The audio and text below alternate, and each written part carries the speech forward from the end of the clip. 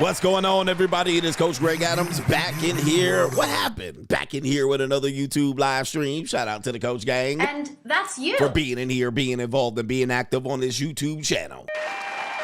And welcome to Monday Night Rawski, the longest running episodic programming live stream here on YouTube.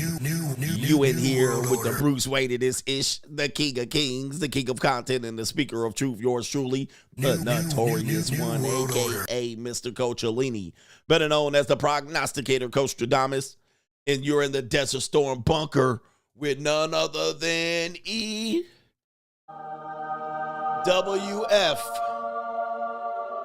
That is every woman's fantasy. Somebody said they saw me on the show earlier today. What? You guys saw me on the show? Somebody said I was on live about 35 minutes ago.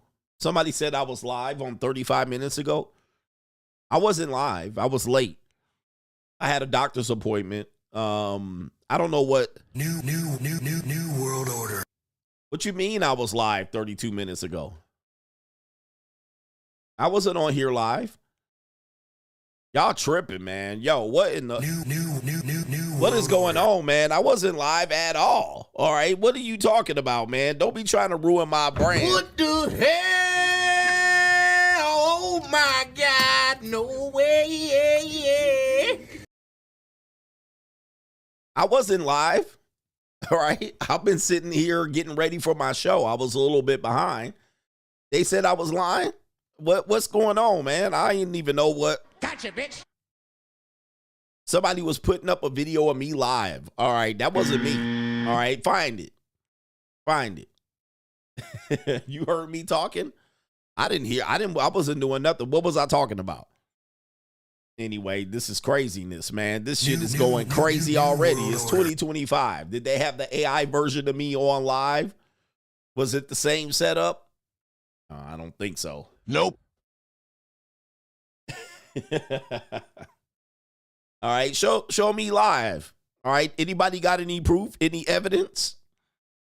All right, I wasn't on live, man. I've been here. All right, anyway, we got a great show. I got the super chats. Don't worry, I got all the super chats. All the contributions are still good. All right. But we'll continue with the show. We're going to continue with the show. I think we had, who was we having up here earlier talking shit? Up here. They didn't want me to talk about it. All right. Stephen A. Smith was up here tap dancing. New world order. All right. Stephen A. Smith was tap dancing, talking about I was misinformed as a Kamala Harris voter. You old goofy ass. That's what they didn't want me to play. All right. Anyway, it's okay. We got some other stuff to talk about. Let me get back to the contributors to today's show that was in there earlier, if there were any. Shout out to the other contributors. Maybe there were some other more. What's going on here? Stephen A. Goofball talking about I was misinformed, but had all these people out here trying to vote for Kamala. All right, let's see here. All right, I got J. Cool.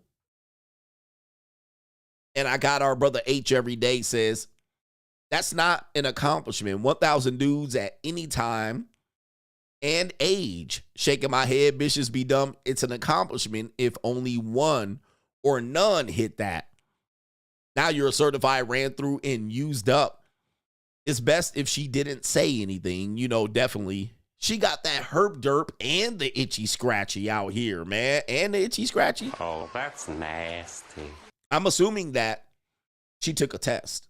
All right. She took a test of the young guys that were in there in her guts. Well, 1,000 men, 1,000 young men allegedly hit it. But I can't believe that she undercut the other skeezer. I bet you that girl is irate. I'm pretty sure if you go to her Twitter or something like that, let me see if she actually talking about it. Because that other girl was the one that was supposed to do it. But she gave up the ghost. Let me see Lindsay Phillips. Let's see if she has it. Okay, they don't have a real account. I don't even know how to find these people. All right, but let's see here. Yeah, I can't tell the difference between Bonnie Blue and Lily Phillips. They're both the same type of skeezer.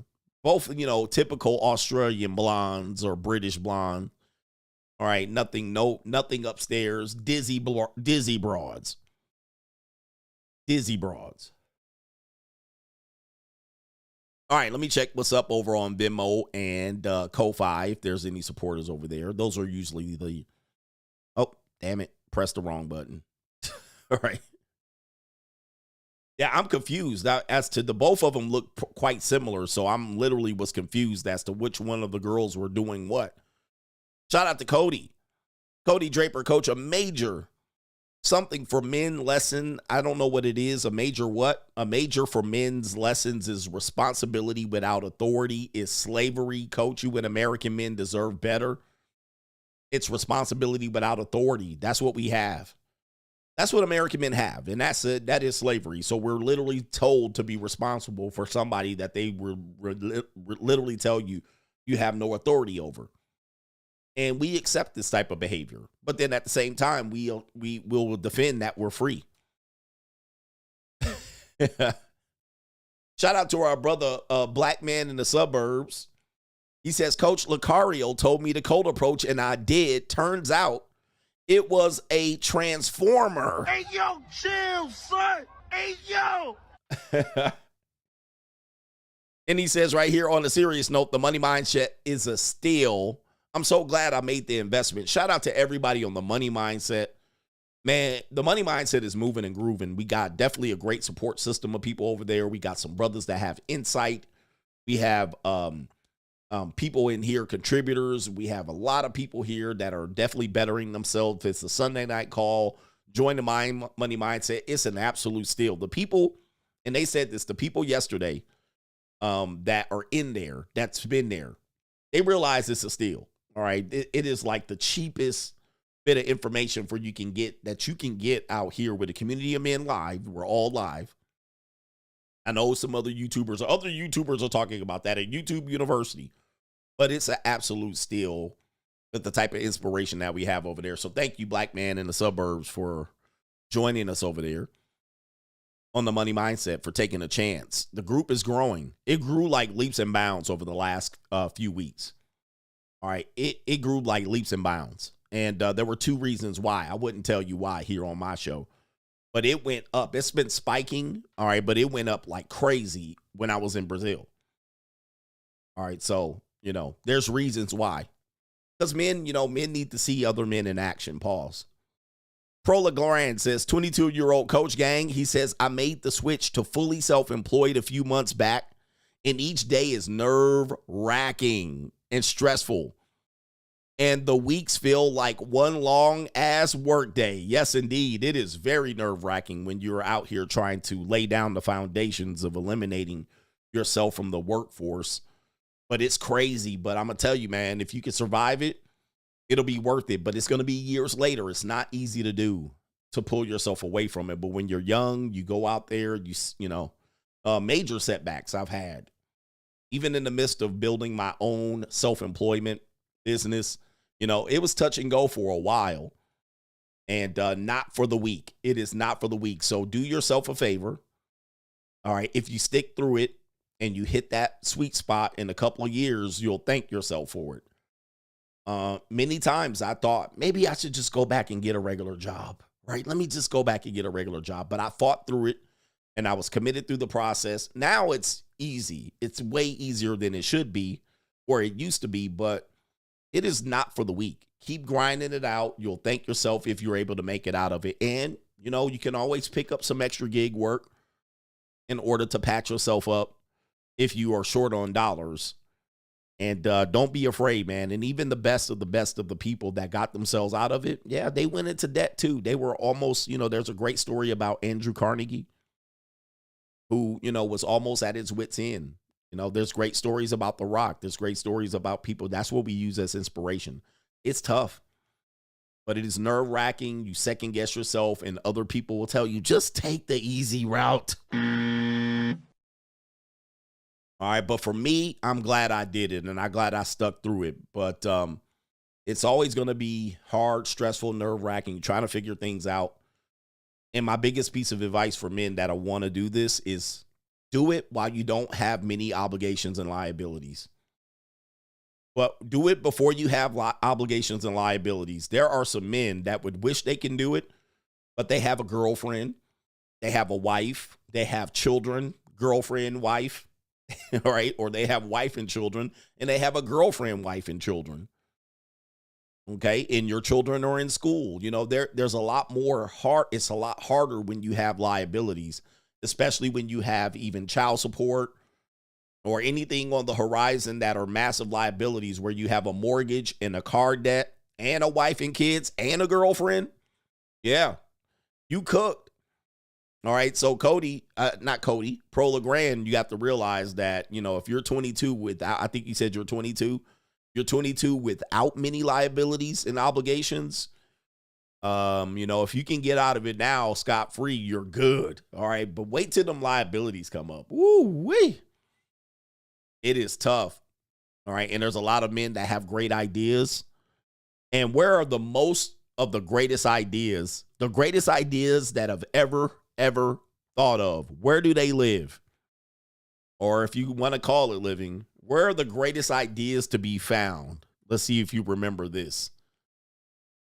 Because the greatest ideas have almost all resided in this one place. There you go. Right there. The greatest ideas are in the graveyard, the cemetery. That's where the greatest ideas are, 6 feet under. That's where they are. All right. The greatest ideas. People had all these ideas and they died with them, never to see them into fruition, never to apply them, never to, you know, what somebody should do. All right. Yep. Never. They never, ever took that chance. And it could have been for one reason or the other. Another thing that will stop you is debt. Debt will stop you from trying to be the best possible version of yourself, or at least to get yourself to freedom. When you're in debt, you can't jump out there and be like, you can. You can do it. I've jumped out there when I was in debt.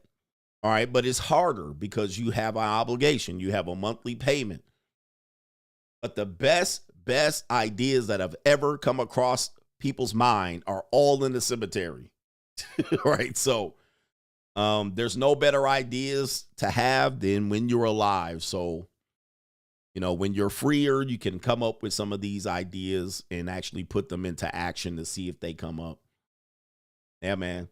You will not believe, and I love these stories, you will not believe the amount of people that thought, man, this ain't gonna work. And they just said, yeah, I'm gonna make it work. And they worked it, and it wasn't easy. Not many people just walked their idea over and it was like, oh, yeah, okay, here's $1 million. You had to go through struggling and striving. You had to go through struggling and striving, and it was touch and go, and it was, so stay with it. Stay with it. Although it is stressful. Imagine, I always used to say, I was lucky that I could see the light of day during the day. And I was very, very lucky. I used to be able to, as a trainer, go to work in shorts and t-shirts. There was always a silver lining. Even though I was struggling, I used to be like, well, at least I'm outside. You know what I mean? I'm not outside in my Marshall's simp suit. I'm not out employed somebody where I don't want to be. At least I'm able to control my own and control my own destiny to an extent, even though it was touch and go. But I was like, I'm outside. I could take a lunch break whenever I want to. I can organize my own schedule. There were some pluses to it, though. But now I'm past that point. For me, I'm like, I'm trying to get over the hump. But, you know, I'm still grinding. Certain people don't have to grind no more. Let's get back to this part of the show. It's an evil world we live in, okay? And I'm going to probably have to figure out how to put another banner up as I'm talking. Take a look at this. We have 3 videos coming up. This first video is pretty good. There's a black woman saying some interesting thing about black women. I don't know what it is about why are black women, they are a big issue in the dating marketplace. I mean, they literally gave rise to Kevin Samuels because of, you know, in the black manosphere. For such a small population of people in America, they certainly do command a lot of conversation centered around the way they date and the way they mate. It's one of those things that I don't like to talk about. Like, I've never really targeted black women in terms of making content. Like I probably made maybe in 8 years a few videos where I'm like black women in the title. But I wonder why it is. Well, I don't wonder why. I know why. But for some reason, that demographic of people cannot get right. So they always is going to be mad content around their mate selection, which is going to be the biggest place they fuck up, is the mate selection by itself. But we have several videos here of sisters talking about this issue. I'm adjusting something on my page. I don't know why this page is looking like this right here. All right, ABL in the building, the legendary ABL. He says lowest on the totem pole. Yeah, but ABL, I got a question. If they are the lowest on the totem pole, why the fuck people always talking about them? All right. Like lowest on the totem pole, literally discarded. All right. But I don't know what it is. Maybe it's because they're vocal. Maybe it's because women, I think there's other races of women aspire to be how brave they perceive them to be. Although the bravery is fake. It's like fake tough. It's like fake masculinity. It's like fake toughness. They're not really brave. They talk a good game. They talk a good game, but they don't apply a good game at all. And, you know, white women in particularly, and certainly Latinas and Asians, do take some of these characteristics that black women have and demonstrate. And they're like, I wish I could be as strong and brave as the sister. It's been that way since the plantation days and the middle management mammies. It's been that way for a long time. Other races of women have looked at black women and are like, we wish we could be like them, until they motherfucking ass is on welfare, until they struggling, until they got 3 baby daddies. But it's like this complete misnomer. White women are fascinated by black women and their bravery to pursue their independence. White women could never, en masse, be independent because they know they gonna be shit out of luck. All right. Once they don't get the top white guy, white women gonna be shit out of luck. So white women will be like, we want to be brave like the sisters, but they can never really live that true independence. Well, neither can black women. They never live the independence out. It's always a shit show. Right about late 30s, early 40s into their 50s. It's mostly a shit show. Okay. But as women are trying to figure out who they are, they see how black women are living and they see them out here. We doing this and we doing that. And women in general, like, we want to be like them. All right, but it doesn't end out well. It's a shit show. So here's a video of a sister picking up. This is her. What did I tell you? This is another CGA prophecy come true, that this demographic of women will start targeting migrants. Migrants. I told you. Now this is supposedly a skit, but let's go ahead and play the video. Which one of y'all ain't married? Who ain't married? You married? Y'all got a wife? Little English. What do you need? I need a man. I need a husband. A man. How many people? Me. Dos. Just one. Uno. Y'all married? Y'all got a wife? A woman? A baby? Oh, the humanity. Come here. I need a wife. Hey. There's one in that yellow shirt. Oh, I need a man. No entendemos inglés. No speak English. What do you need? España. I need a man. I need a husband. How much y'all charge for that?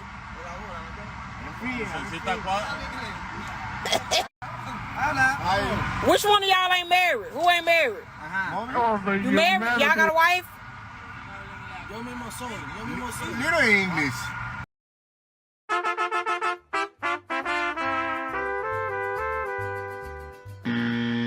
And don't think this is a joke, because they getting their cheeks clapped, all right, by these men that can't even speak no speaking English.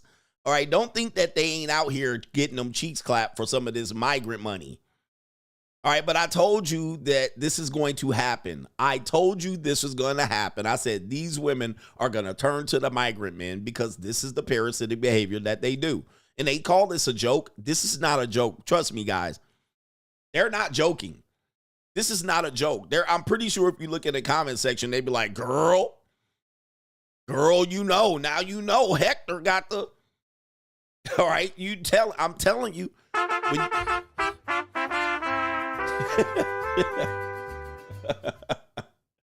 He said no other men want him. I'm telling you, man. Look, all right, we got another brother out here saying it happened to him. All right, I told you they're going to do this, and this is sad, bro. Like we were saying, lowest on the totem pole. This is straggle behavior. It's evil, predatory. I need a man. Like, what can he do for you, bro? I mean, listen. At least he got a job. All right, at least he got a job. This is, man, terrible. Terrible commentary. And yes, they will let them run a whole train. The right woman to let them run a train. They will. But again, this is the dynamic between this group demographic of people. It's absolutely a farce. It's a shit show. And like these men, most of these men probably got women somewhere, whether in the United States or they got women somewhere where they came from, Honduras, El Salvador. They got women somewhere. Like, you know, these group of people always got women, right? But they just ain't got the money. They work cash. She down in front of the Home Depot, in front of the U-Haul store, picking up men. All right, that is crazy. Just for the benefits, they going to run them dry, and then they going to be back to struggling. Unbelievable. What this woman has this to say, man. And look, she didn't say much, so I'm not going to play her audio, but she's a pretty looking woman there. Look at that little red bone. All right, with the hazel eyes. I see her, little demon. Why so much weave, though? That's a lot of weave. And what's going on with the edges there? But you don't even really have to hear what she's saying, because she's just basically saying, read this post. So we're going to zoom in on the post right here. Take a look at this. And I just talked about this a few weeks ago, or maybe it was last week, and I was talking about the plantation politics, the mindset of where you got to ask, why was there almost 300 years of slavery?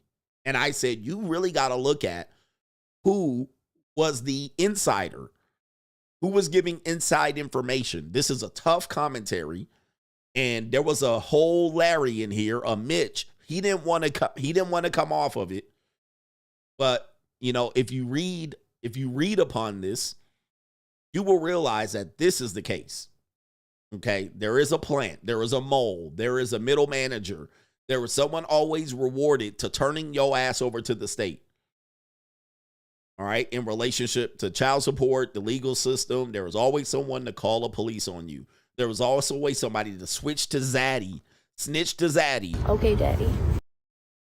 But I said, these women don't belong to you. You're a broken people. Now, can you find some women that are for you eventually? Yes. But, you know, it's only a matter of time. When she's ready to turn state's evidence and inform on your ass, she will. And it doesn't matter any race of women now. It's just ingrained in our society. But when people are trying to figure out what's going on, I thought this was an interesting video to play. But it says black women became the plants in the urban community to destroy their own community and go against black men. She's asking in the comment section, this woman here, is this true? Is this true? And yes, in many cases, this brought down the Black Panther Party. All right. As soon as the women started to go up there, we want a voice too. Infiltration, subversion. All right. This is a tactic used by the you-know-who agencies, the three-letter alphabet agencies, to subvert some of these things. They use even division amongst the men and created chaos amongst the men. Many times there were women involved. If you look at the Biggie and Tupac situation, it was a woman involved. The woman at the center of many of the most explosive disses is a woman. So these are the things what we're talking about when you want to understand what goes on here. Not that you should hate this group of people, but they tend to have, when you look at corporate America, it's exactly structured like this. You will have black men and black women overwhelmingly, and gay men promoted to middle management positions, and they're the snitches. They're the snitches. They're the ones preventing you. DEI greatly doesn't benefit black men. So if you ever want, and by the way, I have no disdain for this particular group of people or community. I'm pretty much wash my hand of this community. I have no issues. I'm not trying to fix that community at all. There's no hope for that community. There's no hope at all. I've been saying this for years, and now you guys are really now comfortable with me saying it. Before, you guys were like, this dude's crazy. But there's no hope. It's completely corrupt and broken. And the system already has existed on the plantation. If we move the black woman to the middle management or in the house, the plantation, the field Negroes are cooked. All right. There's no way it unites. There's no way. And it still exists today. The corporate structure exists with that way today. When you hear a woman say, well, I got all my degrees and I got this job and we making more money than Negroes. All right. That's an example of that woman being the plant. She's been moved up to middle management, just appeased, according to affirmative action and DEI. They moved that group of women up. They moved that group up first. They almost always, in any affirmative action plan, they almost always move the black women up first to middle management, above the pecking order of possibly the men below. And not only the men below, the black men below. She most of the time is a gatekeeper to get black men into the whole business. Most of the time, those middle management jobs like human resources. Human resources is a prime example of this. You will find that a lot of black women will be elevated to that position. That's a mammy position. That's a middle management position. You manage the plantation. And so, yeah. And so what'll happen is any man that tries to get through into the company has to meet the gatekeeper. Right? So let's say they want to hire you in recruiting and human resources, middle management. She'll gatekeep that. And we actually play videos of women admitting this, by the way. All right. I played videos of women admitting this, of all races of women working in that field. And I know women that work in that field. And this is true because your resume has to go through those channels. Let's say you get in and you get recruited on top of that. Well, you got to go through her in orientation and all of that. You also have to go through her if you have any other complaints, if there are complaints lobbed against her. You always got to go through that mammy. You always got to go through that middle manager. All right. So, yep, it don't matter where you are. They will always rise this woman up to the overseer, to the plant. And so you might be buddy with her, but trust me, if she has any issues with you, some disdain with you, if there's an innate competition with you, she gonna cook you inside and motherfucking out. All right. So this is one of the problems that people don't acknowledge here. You might say we need to unify, but go to a corporation where this mammy's in the middle management position. All right. Ain't no unity there. And that's how it was on the plantation. The corporation is exact structure like the plantation. Corporation plantation is the same structure. All right. And so we're seeing this when it comes to DEI and shit like that. They move them women up. All right. All of a sudden, then they get in there. They're the mayor, the middle manager, and then they keep your monkey ass up out of there. All right. They don't bring you in there. Same thing. You seen that in Atlanta with that Fannie Willis. All right. All the way up and down the line. She brought that Nathan Wade in there. But what did she do? She let that old breeder. She let Nathan Wade breed her. That's why he was there, to breed her. Like a big ass, what did they call him back in the day on the plantation? The big John Henry. She brought the John Henry on, the breeder, and paid him money, but kept the other underlings and then went after niggas the whole time. And I'm telling you, man, this is the cold, hard ass truth. And then do not let them get no more money over. We in the big house. We buying our own houses. We got our own houses and cars. That's the similarity. We in the big house with Massa. Massa give us money. He give us motherfucking and let us eat high off the hog. He let us in the fucking, let us warm his bed. Yeah, the buck. That's the name I was thinking, the buck. All right. So Nathan Wade was a buck. All right. She let the buck breed on her and satisfy her sexually. That was the only reason he got the job that he got. Yeah, he should let the buck get in there. Tell me I'm not making sense right now. I know this is very polarizing content. I just want men to understand this is why I have a certain philosophy of control what I can control, fix what I can fix, because what this woman is highlighting here,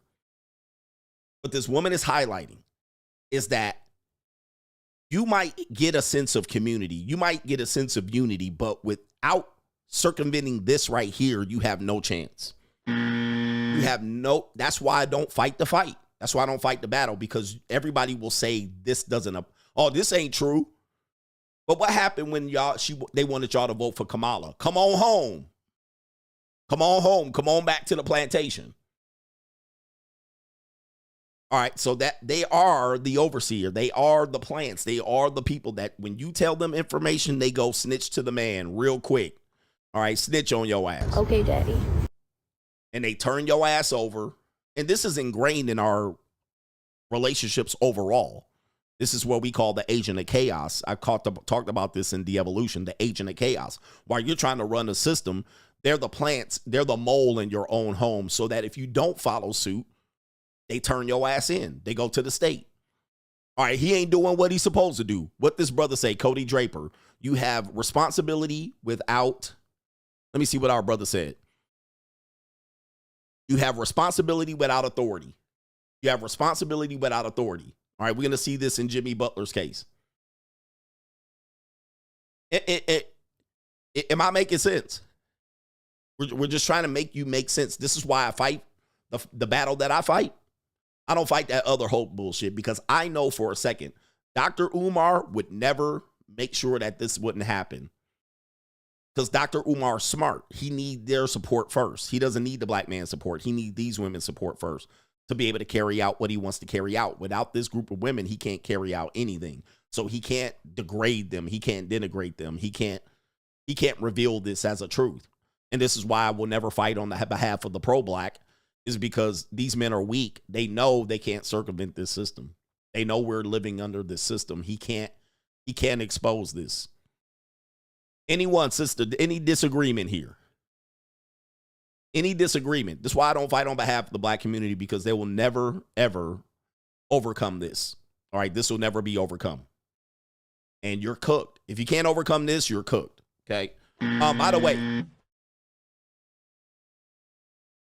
way, there's two groups of women that actually have done this successfully. It is the Italians and the you-know-who-ishes, the Jewish women. Those women, most of the time, will not be a plant in their own community.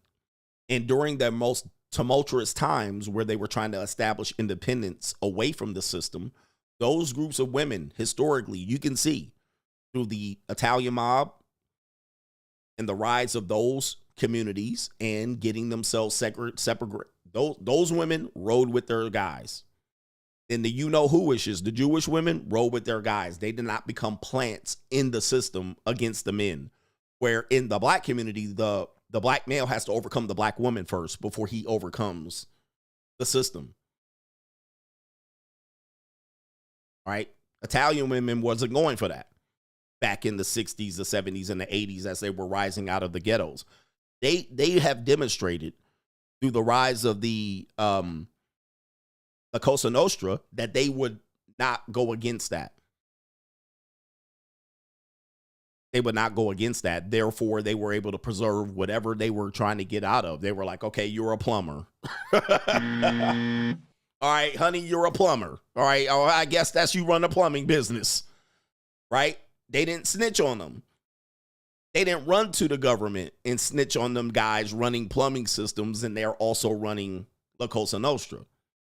That's an example of, hey, the guys that were trying to get it how they got it, and maybe they were smarter than the guys getting it how they got it, but they didn't run to the government and turn them over. The government did everything they could to overcome and circumvent the mob.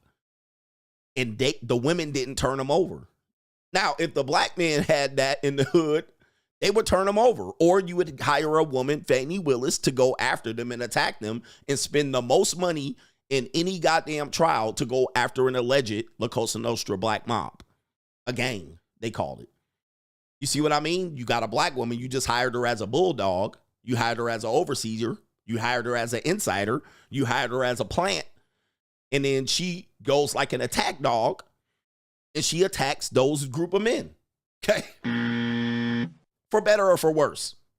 For better or for worse. All right. All right. Now, we're talking about the black women. We're not talking about white women right now.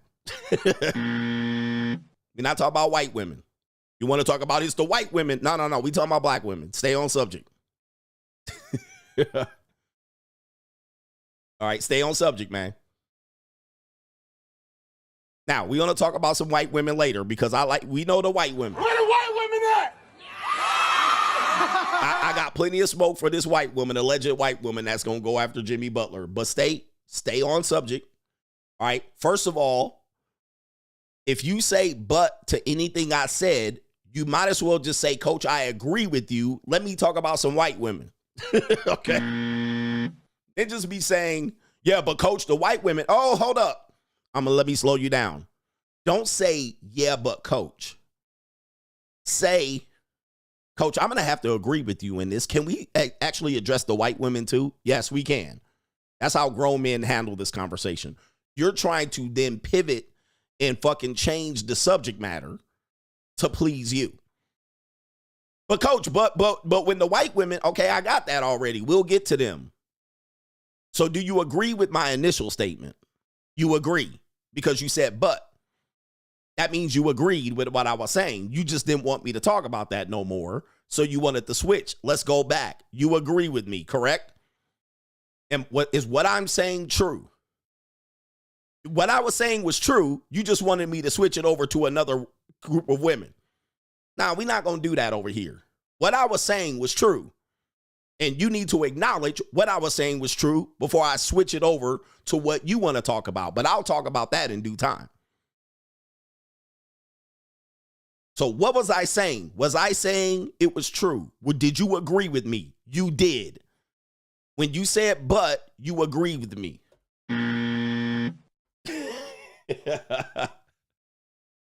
So you're right, Coach. In addition, let's talk about when the snow bunnies do it. Okay, we got time for that. I do have time to talk about the snow bunnies. I do. Yeah, I got time, cuz. All right, come on, man. Don't try to change it to some shit you comfortable with. You agree with what this sentiment says right here. Does anybody disagree? That's my question. Do you disagree with this vehemently? Because this is a sister saying this. This is not me saying it. She said it, and I'm commenting on it. So don't blame me. We don't disagree. Okay, great. So what I was saying was accurate, right, and exact, and on point. There should be no disagreement going forward. Right here. Nope. This is true. I didn't say anything wrong. I didn't lie. I didn't say something completely out of left field. We all agree that this is true. Now, we're going to talk about white women here in a minute, if you want to. Oh, my goodness. You will never have any unity as long as this exists as men. So what do? Save yourself, black men. Man, SYSBM. All right, you can go passport, bro. You can go MGTOW. You can go red pill. You can go free agent. You're never going to win this in the United States of America as long as this exists. And we all agree that this is true. Therefore, I don't want to hear any unity plans until this is addressed. I said this years ago. Do not bring me any unity plans until you are ready to confront this as a truth. You accept it, you confront it, and you fix it. Then I'll talk unity with you. We don't do no deflect, redirect, right? Deflect, redirect, all right? No, you agree with me. You just want me to redirect the conversation to you, but I don't have time for that. All right. All right. I said 100% truth. No chaser. Yeah. All right. So what do we got here? This woman. Again, I'm using women to have this conversation since, I never start this conversation. Okay. Here it is right here. The reason why so many black women are single. I mean, why is this always the subject matter? This is a very easy one, but I'm curious as to what she has to say here. Okay, but we'll talk about the other races of women here, but remember, we were talking about this right here. This was started. What do you need? I need a man. I need a husband. A man. Yeah, right there. All right, but let's see what she got to talk about here. Time I realized that other cultures kind of get this. I need you to hear me. Other cultures tend to get this. And when I say other cultures, I'm talking about white culture, Indian culture. I'm talking about other cultures other than African Americans. And a lot of the time what happens is you're mistaking the playboy for a husband, and you're trying to marry a playboy instead of marrying a husband. And that's a lot of women don't realize this.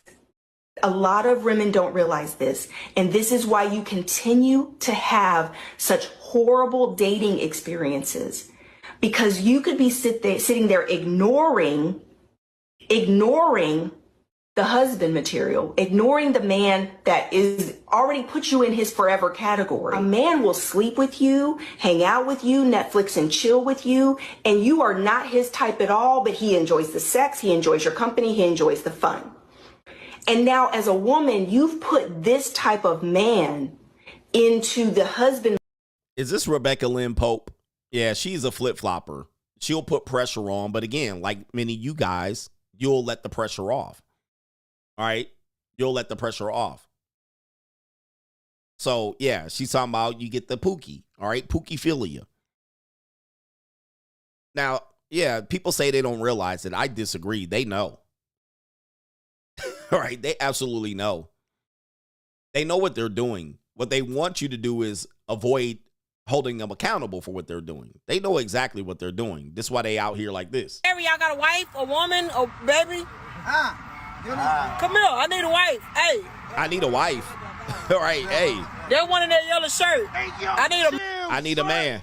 Man. All right, so what they're hoping is that you overlook this, right? They can have their fun and then whatnot. But as I said earlier this morning, people focus so much on dating and how to date, but they don't talk about relationships and the skills you need to be able to maintain a relationship. Those are two different things. I've been mentioning that to the men. Men focus on picking up women. They don't focus on keeping a woman. And then they'll say, well, they ain't worth keeping. Okay, well, are you causing the problem? Are you fixing the problem? Are you contributing to help? What are we doing? We just going to make hoes out here? You're just going to have the hoes first and then everybody else follows you? People aren't really trying to fix the problem by not addressing this. There's dating and there's getting women, getting them attracted enough to talk. Then there's dating. Then there's relationships. People don't even have relationship skills. You guys are shitty at relationships. It's just blame the woman, blame the man. When both people are part and parcel of the problem here. Both of you guys got together and you guys aren't compatible. You guys are picking people you're not compatible with. Across the board. You're picking people based on looks or whatever, and all of these things that you think are important in dating, and then you're not picking people that you're compatible with to work. So the woman wants top tier man, high value man, Pookie, Ray, whatever it is. Ray wants to bed as many of these skeezers that he can, and now you got a mess at the bottom. Material. They looked at the Playboy and said he just wasn't the one, he wasn't faithful, he wasn't ready to settle down. But Rebecca, as a matchmaker, I want you to find me the man who looks like Mr. Playboy, who wants to be loyal and faithful to me and committed to me. Now that is going to be a major problem. This is right here, ladies. I wish ladies would get real about this. Okay. The black man overwhelmingly is one of the most non-monogamous creatures you're going to ever find on the planet Earth. The problem is they're also one of the biggest simps, running neck and neck with Indian men and Asian men following close behind. All right. And shout out to our brother Uncle Tio in the Latino community. They run in neck and neck too. The problem is the black men are non-monogamous. All right. We just need to put this out here. Shout out to the faithful black men. The men, the Christian black men, and all of these faithful black men. But black men overwhelmingly have demonstrated that monogamy ain't it. Okay, and if you want to go deeper than that, that's the white man's religion that y'all following. All right, that ain't nothing to do with the motherland and where y'all originally came from. Y'all following the white man on that one. Monogamy is not in your DNA. Monogamy, I'm saying this on the Al Gore's internet. Black men do not come from a legacy of monogamy. You Mansa Musa ass ninjas. You black men are not monogamous. They don't come from a legacy or a lineage of monogamy. So this is where it gets ridiculous. And I know people are going to say, no, that's not true. Okay, what black man was monogamous in 1776? All right. Because y'all thinking of modern black men, these Martin Luther King ass black men with the skinny tie ass black men. Okay, what black men were monogamous in 1820? What kind of monogamy existed then? What black man was monogamous in 1612? Yeah. What black man was monogamous in 1849?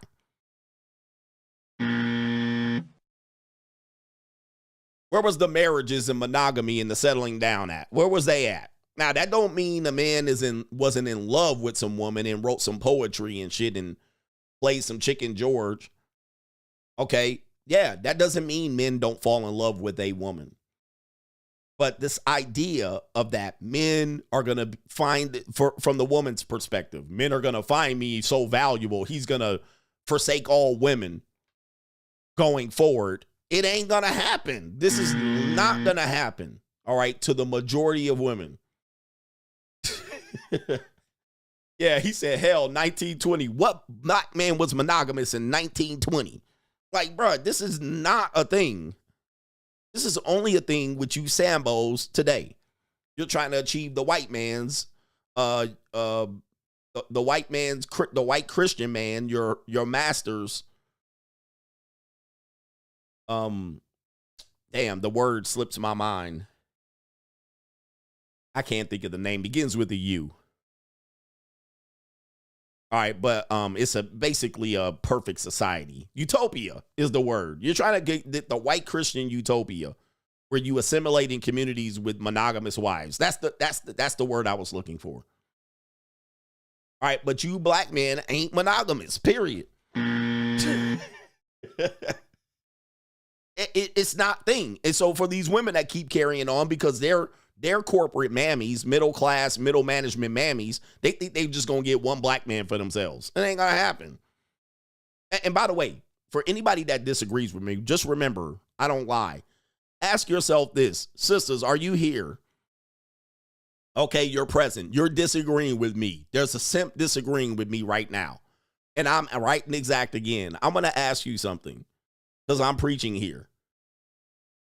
Sisters, if you disagree with me, I'm going to ask you, how many men have you been with since you've been here trying to achieve the white Christian man's utopia? How many black men you been with? Let me give you a second. I'll put up the 1,000 number if you want. How many? Count them up. I guarantee you're going to run out of fingers and toes. So we up over 20. I'm talking about romantically, dated, sex, marriage. Okay, how's that monogamy working out for you? Black man, how many black women have you had in your life? Count them up. Most of y'all gonna run out of fingers at least. So what monogamy are we talking about? You're just hoping for one person that in your pipe dream is gonna be with you forever. And y'all ain't even made 5 years as a tops. You know what I mean? You're sitting on 40, ain't put out 5 years with one man. And you literally with multiple women and men out in your entire life, but you're hoping that one man's gonna find you. This is no. You ain't getting one then. You ain't getting one now. So you guys need to actually look at what you guys are capable of and make that work. Make that work, or else you're just going to be fooling yourself. And then you hope the guy is looking like Idris Elba. Like the women hoping the guy look like Idris Elba, and she going to get her own Idris Elba. This is a joke. I mean, you guys are... It ain't going to happen. Most women have multiple men that they've dealt with. In fact, statistically, you want to hear the statistics on this?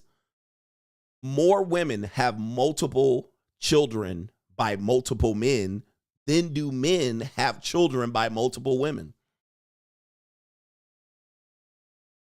It is like not even close. It's not even close. First of all, most men in that community don't even have kids. Like it's like a 40-50% of men don't have any children. Only a small percentage of men have kids by multiple women. But this is what they'll tell you. These men out here making babies with all these women. Most women in that community have children by multiple men. It's like 60%. And this is worldwide, by the way. Most women have children by multiple men. And they will tell you that you niggas is running around here non-monogamous with kids from multiple women. It is literally a small percentage of men that have kids by multiple women. And it's a smaller percent. I mean, it's a higher percentage of men that have kids at all. But if you look at women, take a woman, they almost always have kids by multiple men. Multiple men. And we're talking about monogamy? It's a joke.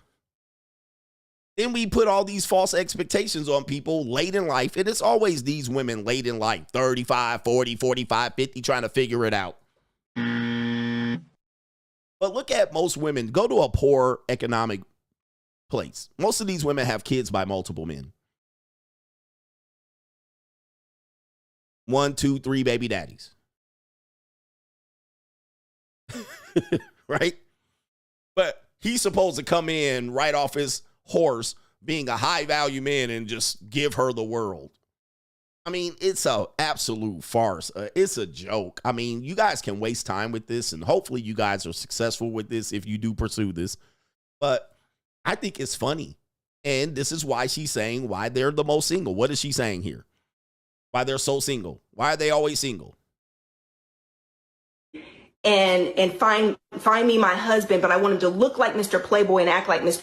By the time I realized that other cultures kind of get this, I need you to hear me. Other cultures tend to get this. Tend to get this. All right, where's that one guy? All right, there's a woman in there going crazy. There's a woman in there who can't handle it. Oh, man. All right, here we go. No, we ain't going to do that. All right, look at this woman here. I'll read the comment, but we gonna snipe you. You don't know. You listen, ma'am. I know you're new here. You do not all cap me. You respect me, number one. You respect me and my platform. I'm not like these other guys here. I'm gonna tell you the truth. You do not all cap me. You do not scream at me in the chat. You have not earned that respect. I have not probed your body yet. All right, and even if I probe your body, you certainly don't disrespect me. Okay, but until I put it all up the Duke shoe, all in your ear, in your mouth, between your teeth, you do not think you can raise your voice at me. That's number one.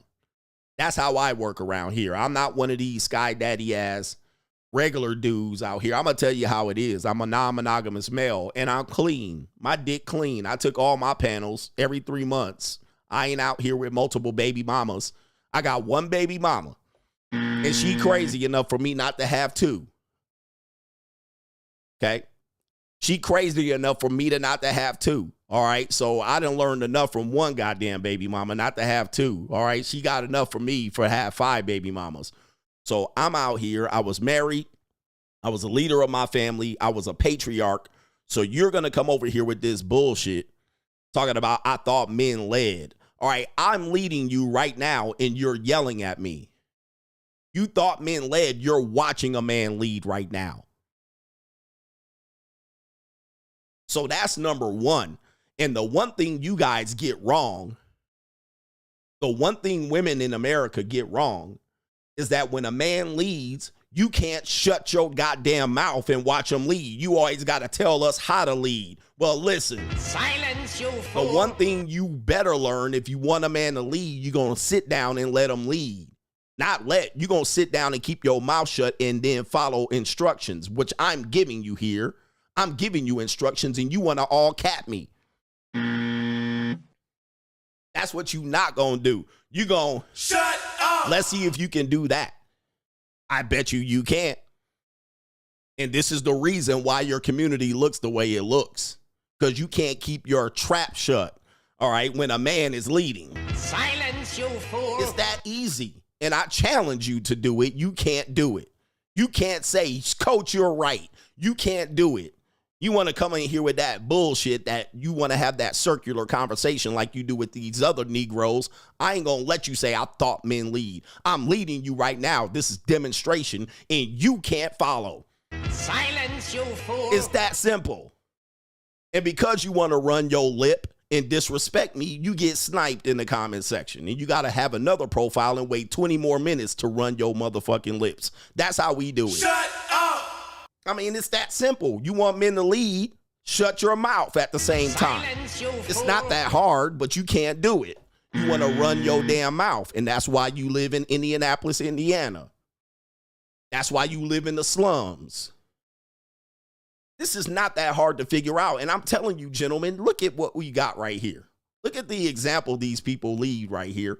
These middle management mammies always got to run their mouth and think they got it figured out, and they loud and wrong, and I'm right and exact. Take notes. Right? This is crazy. This is crazy. This is crazy. You ain't never gonna get nothing fixed around here.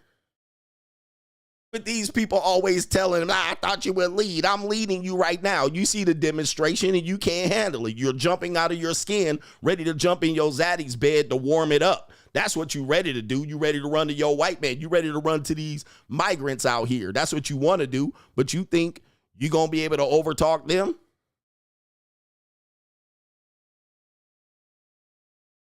You men think you're going to fix this with the mindset these people have? They're going to challenge you to lead, and you're leading right in front of them, and they can't let it happen. They don't want it. You don't want it.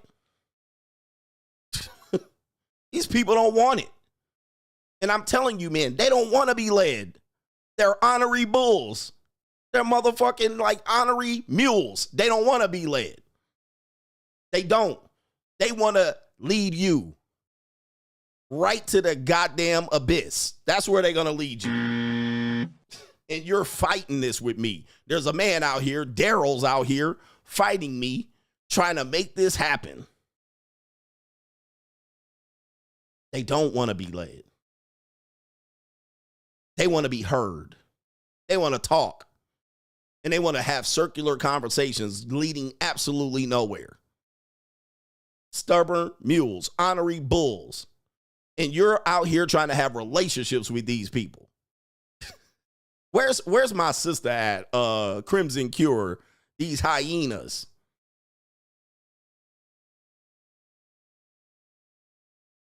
Anyway, let me get it here. All right, somebody wants the Ko-Fi link. I didn't have it. I actually started a new stream. But good luck to you men out here. And this is not just black women. I'm going to tell you this. All right, this is the Western American woman out here. They want to be right, but they want to fail at the same time. All right, they'll be like, we'll just take everybody down with us.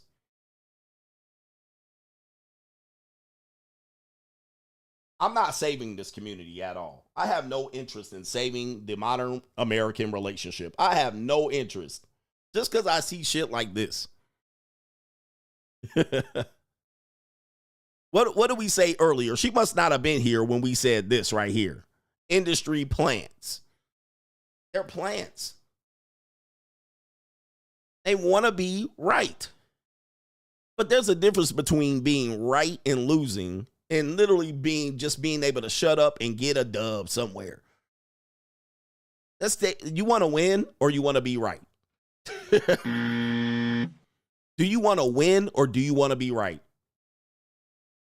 All right, if you just want to be right, go ahead and keep losing. Pile them L's up. But do you want to win? I'm trying to win. That requires you to not be right. Right? You just have to just suck it up, Buttercup. And I'm going to tell you, man, there was a funny meme. Okay? There's a funny meme where you would say, you know, the world this is a man's world. This literally built and constructed how men would think people would make sense. Yeah, where's my likes at? And unfortunately, women have a different way that they would construct the world if they were running it. Like, for instance, let me tell you something.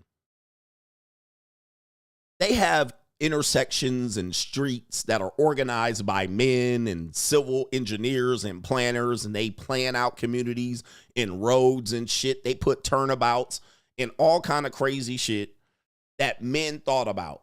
Now, for some reason, these men thought that this would work, and men typically Follow the ideas. Okay, all right, they put a turnabout right here. So when I get in the motherfucking turnabout, everybody else can yield.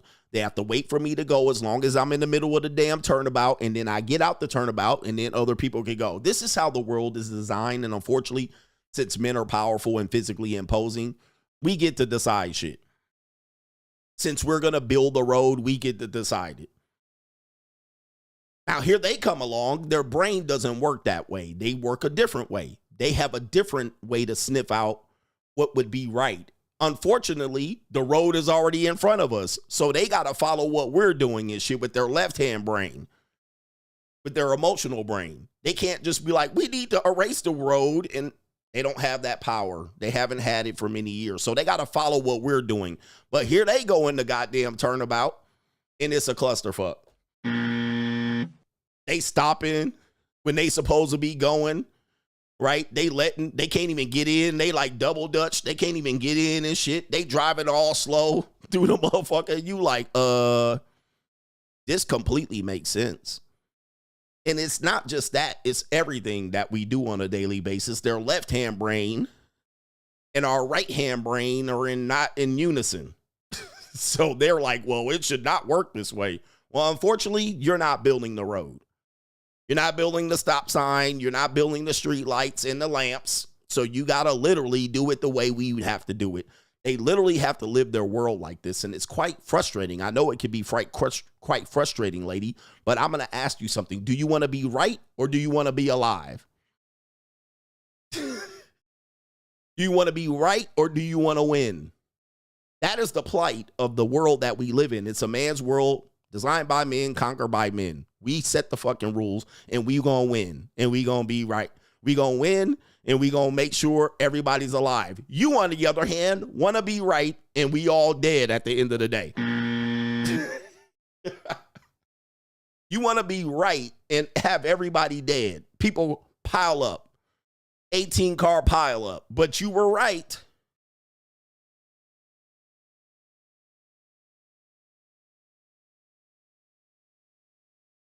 Does that make sense? Does that make sense? You just want to be right. But there's everybody else is dead behind you. Think about where you want to be as a lady here. Where you want to be. And I'm not trying to convince you of anything. I've given up on all of you at this point. You just worried about being right, but ain't going to bust a grape in the fruit fight. You ain't going to bust a cap in the mix. Just want to be right when you all loud and wrong.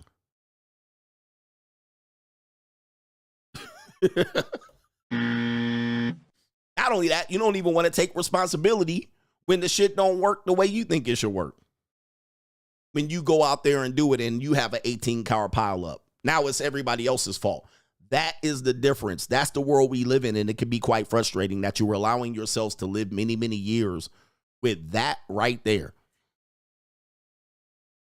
Do you want to be right or do you want to win? You can't have both many times. You want to win or do you want to be right? Sometimes you have to make a decision like that in life.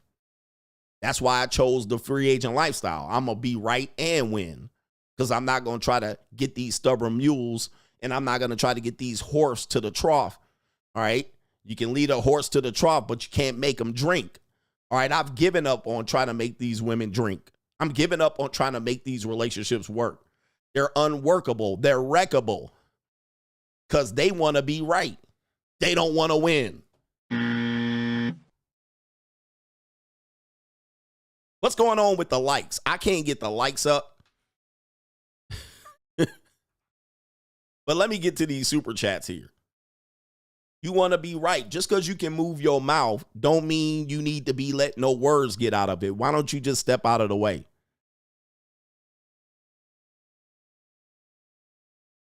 But we can't get no likes on this stream. All right, fuck it. All right, if that's what we're going to do, we can't get likes on the stream. It's not working. The like button just frozen now. I'm cooking. I'm stressed out. I got one woman trying to stress me out. And y'all just sitting here watching.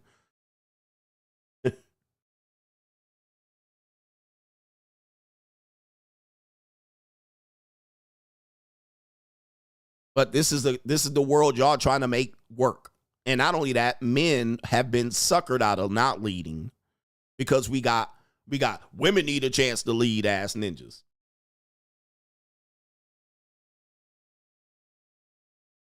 All right, do me a favor, man. Hit the like button.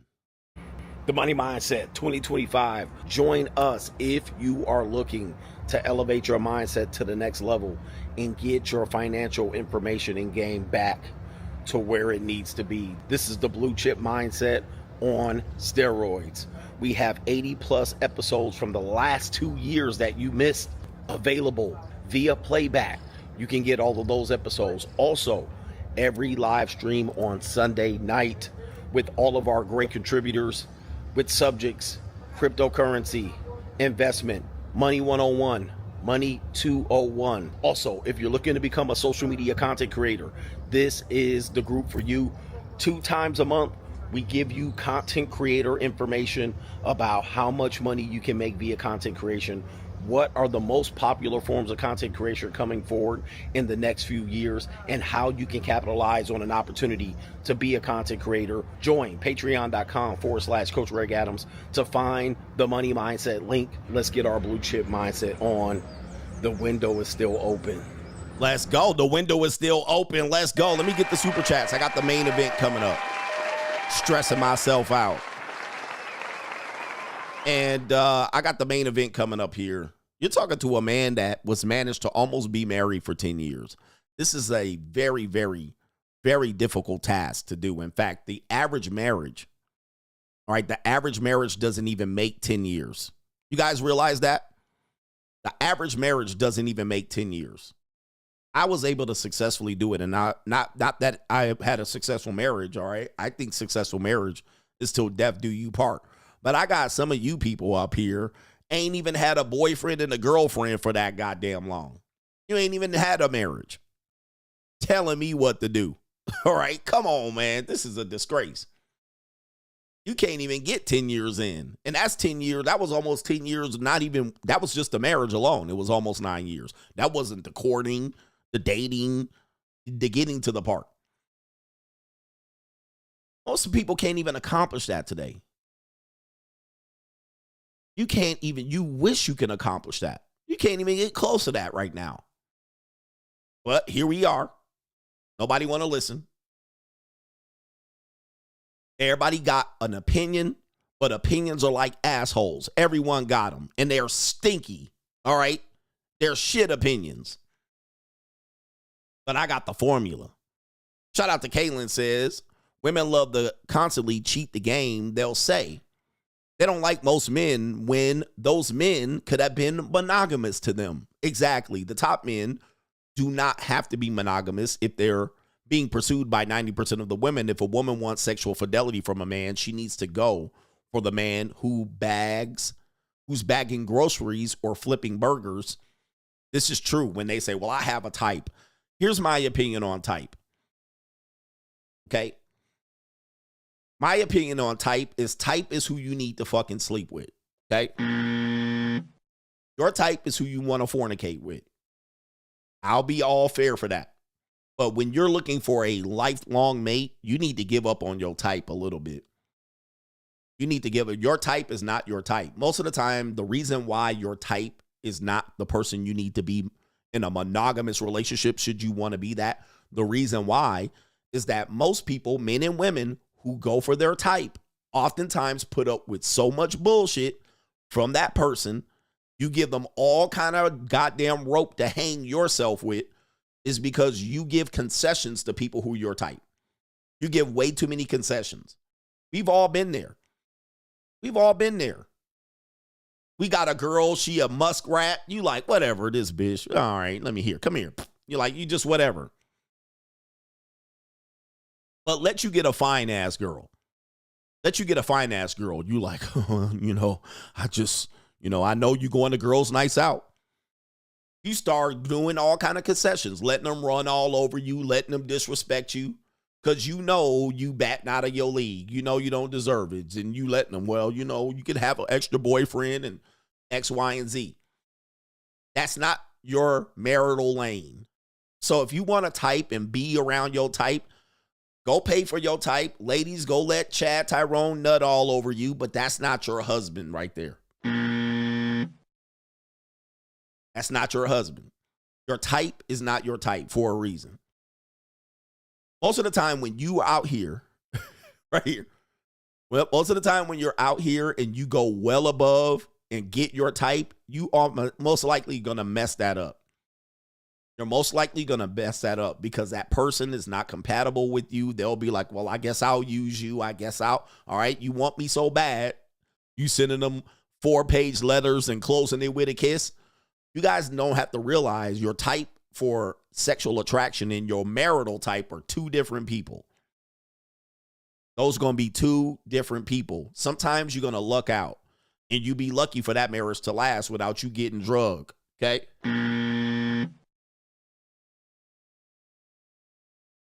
But take notes. So women are out here holding out for their type to be their husband, and they inevitably are going to lose badly. They're going to lose that one badly.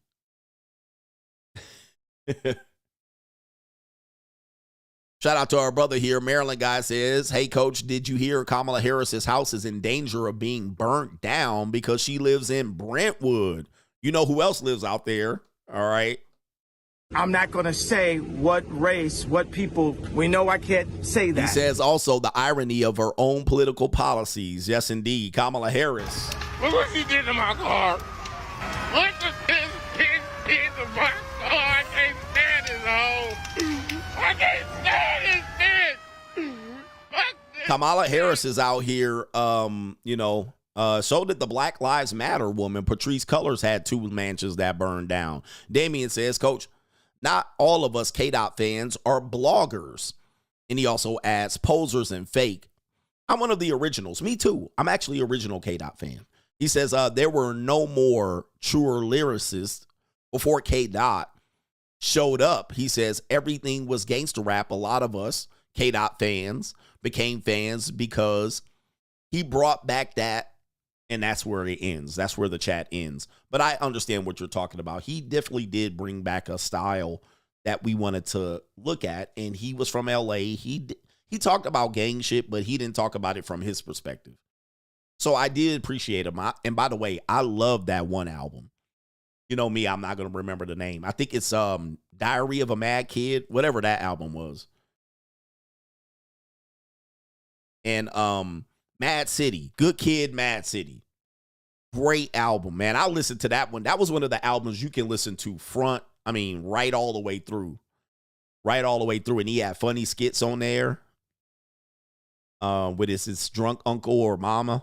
But anyway. He brought back a good feel for that one. That album was fantastic. That was my favorite album. That was my favorite album by him. Good Kid, Mad City. That album was fantastic. So the other ones, not so much. I mean, the other ones I thought Damn was pretty good, but I still like the original one, the Mad City one. And there were some songs before that. Shout out to K-Dot. Shout out to Ghost J says free agent lifestyle for life. Indeed. Where's my for life? For life. That was his second album. His other album before that, he had some great songs on there too. Some great songs on there. But that Mad City album, and I like the Mad, M-A-A-D. All right. I like that because if you know anything about hip hop, the Mad Circle was WC's group, Ice Cube's group back in the day. All right. WC and the Mad Circle. All right. Shout out to WC before he went all, crib walking. All right. But yeah, the Section 80 album was pretty good. They had some pretty good songs on that one too, but that was before he was going in there, man. Shout out to our brother here. Diary of a Mad Kid is what I would call it. Shout out to WC and the Mad Circle, right?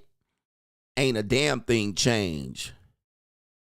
Damn, suckers got me picking up my pen again, swinging on my jock like Tarzan, hoping I change, hoping my rim smoke. Looking at the head, cause I made a little video, checking my head. Oh yeah, right now I'm a cool brother, but as soon as I step off, they calling me a sucker. Shout out to WC. I messed up the lyrics. All right, anyway. You know what's funny? When you start making money every time Dick and Harry want to be your buddy. All right, I'm waiting for something to load up. Apologies for my rapping. I'm just waiting for something to move to load up. All right, shout out to Prola Grand, says 22-year-old coach gang. If a black woman is stressing Uncle CGA out virtually from thousands of miles away, why would he marry one in or put one in my house 24/7, especially as a Gen Z self-employed? He says, I have enough stress. Enough stress. I dealt with this black woman recently about a year ago, maybe a few months ago. Let me tell you something, man. This woman was so much in her way. It was just mind-boggling. Now, I don't know what it is, but if you see me, I'm a motherfucking catch here. I'm a catch in this mug. All right, I'm a catch. You know what I mean? You know what I mean? I got to be the freshest MC. I'm a catch up in this mug. And she knew it too. She did all she could to not acknowledge that. I mean, she knew it. She was like, I got one in front of me. She still fucked it up. I'm like, you cannot be serious. I don't know what it was, what it is, but they will fumble men right in front of them. And I was like, this sister, man, I'm trying to work with you. She still fumbled it. All right. Fumbled it. I mean, what is it that their mind don't work the same? Like, I'm like, how many opportunities are you going to get like this? How many opportunities are you going to sit in front of a man that has this? I mean, you know what you can see I'm living better now, Coogee sweater now. How many times and you still fucked it up? Like, in their mind, in their world, because if you're pretty, you're going to get more and more people and she was approaching 30. She thinks she's just going to get good guys in front of them. This woman mentioned this earlier. She said these women get these guys in front. It was Maggie, the substitute teacher. These women just get guys in front of them that do things for them. And then they like, okay, next. And they just go on from dating experience to dating experience to dating experience. But then they want, like Rebecca Lynn Pope says, they want them to be monogamous. And you're like, they want you to just simp for them. And then when you simp for them, they don't like it. They're like, they'll have a pookie on the side. They literally can't get out of their own way. It's sad to see. It's sad to see. Like, damn, you really gonna fumble this too. Putting your shit in your way. And I'm gonna tell you, ladies, I don't know how you guys are living, but when you have a guy that's extraordinarily in a different echelon than you, I know you think your fucking $50,000 a year job matters, but I can buy you like toilet paper. I can buy you like toilet paper. But they'll hold on to that because that's their freedom. That's their independence. In their world, in our world of the women that you guys are date, that right there. And they don't even have that stable.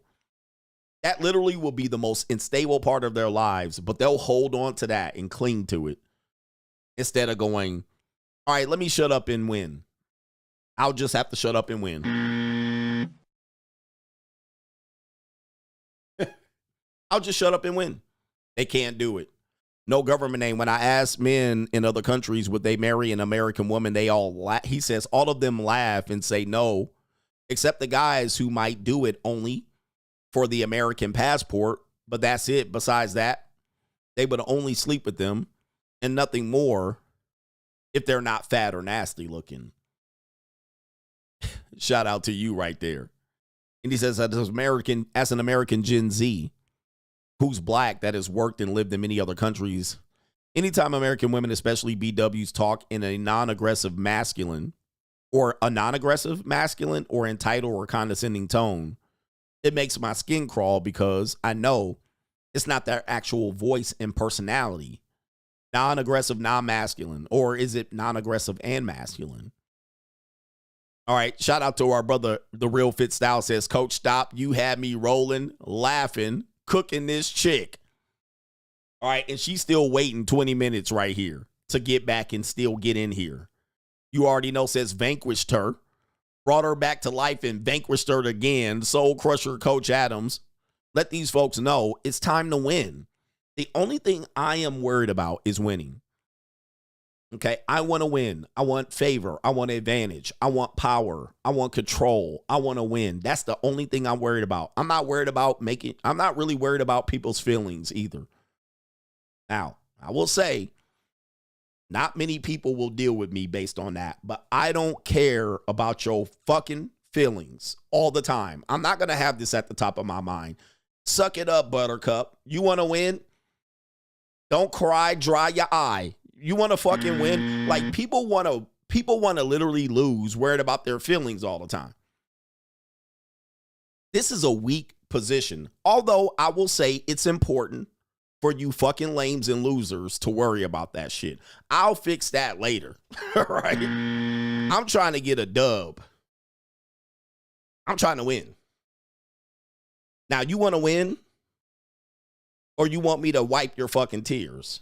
Hey, man, I could wipe tears in the goddamn Rolls Royce Cullinan. I don't want to lose.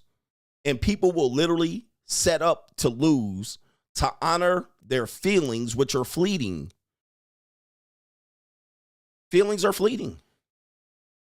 You can feel different, completely different a week later, but now you've honored your feelings, but you took a L. Like, come on, bruh.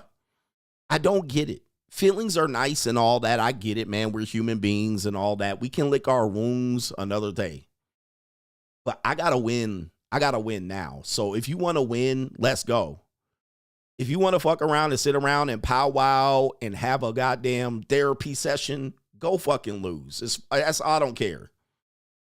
Go lose. All right? Because I'm like, that's an L up there by the time we sit around trying to iron out everybody's feelings. We gonna take a L. And see, the problem is when you take a L, you can't erase the L. You gotta hold that L. You can't be like, all right, let's win now. All right, let's win now. No, we lost, bitch. All right, we lost. Like, you can't just hop back on the horse and get a dub.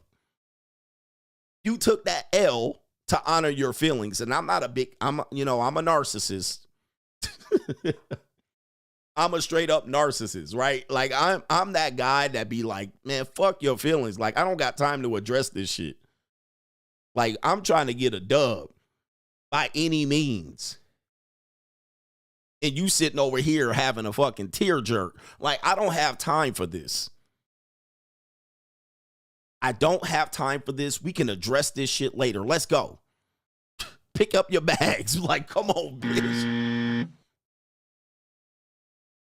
Like, this is how I do. This is how I get through life. Man, fuck it, man. All right, and if I take an L, on to the next.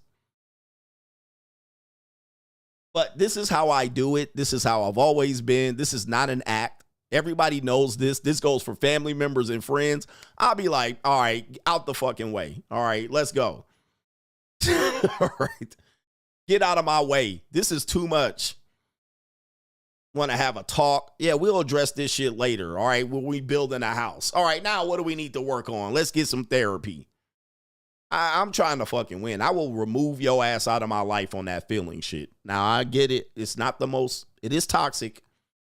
It is a toxic trait.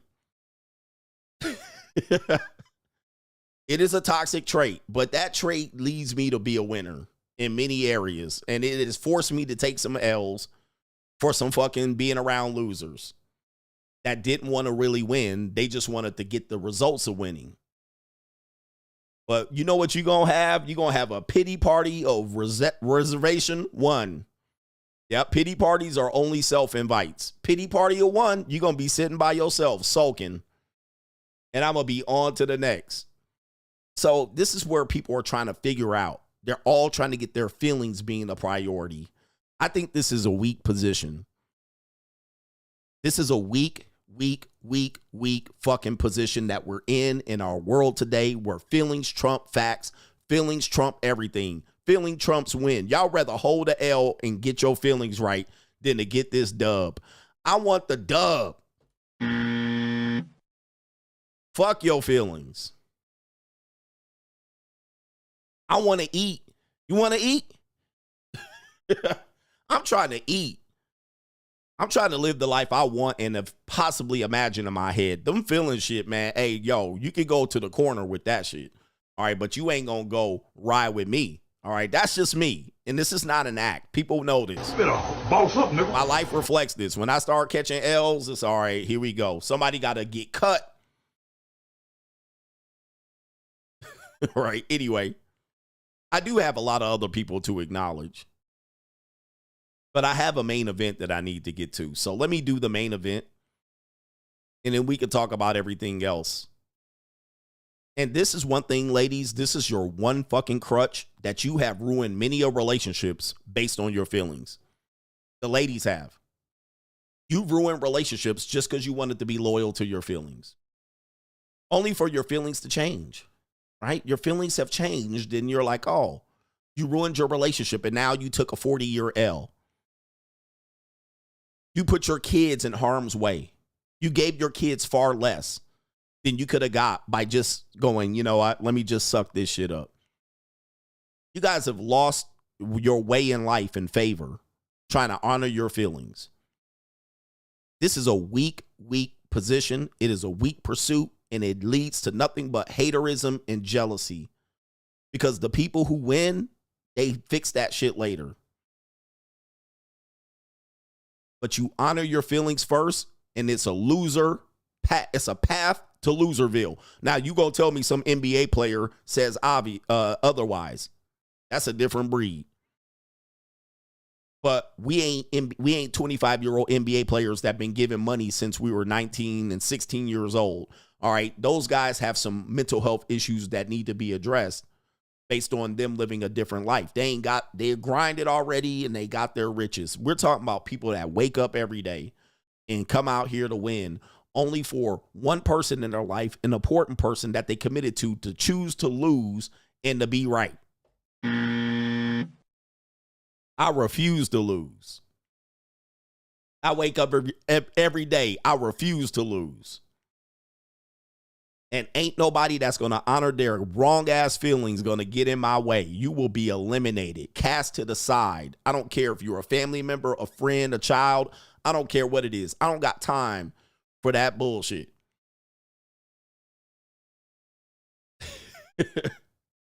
You will get cast to the side. Okay, next, move to the fucking side. I'll figure you out later. As I used to tell people, the boat's loaded. The train is leaving the station. You either on or off. You want me to hop off the train and give you a hug? It ain't gonna happen. I'm on the fucking train. You can catch up, or you better run faster than the speeding bullet. Because the train ain't stopping. This train is going.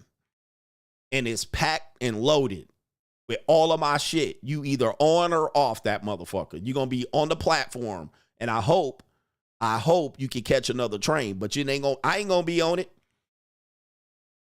I ain't gonna be on that bitch. All right. So I hope the next person. And what do we usually find? They don't find another train.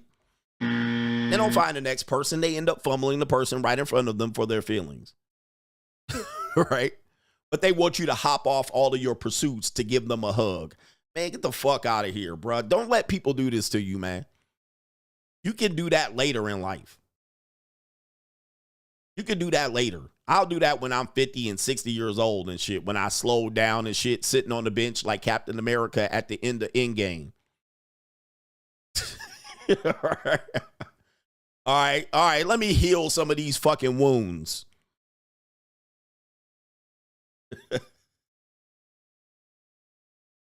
All right, let me heal these wounds. All right, everybody got their fucking money. All right, everybody got what they need. All right, when I'm sitting at the end of the bench all old and shit. All right, anybody needs some shit to rehash before I die?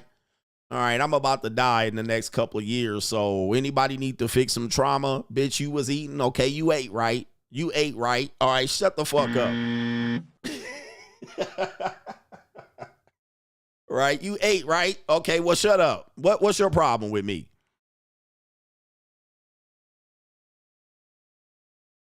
All right, you ate. You sound like a goddamn spoiled kid. All right, you got taken care of, right? Okay, well, be quiet.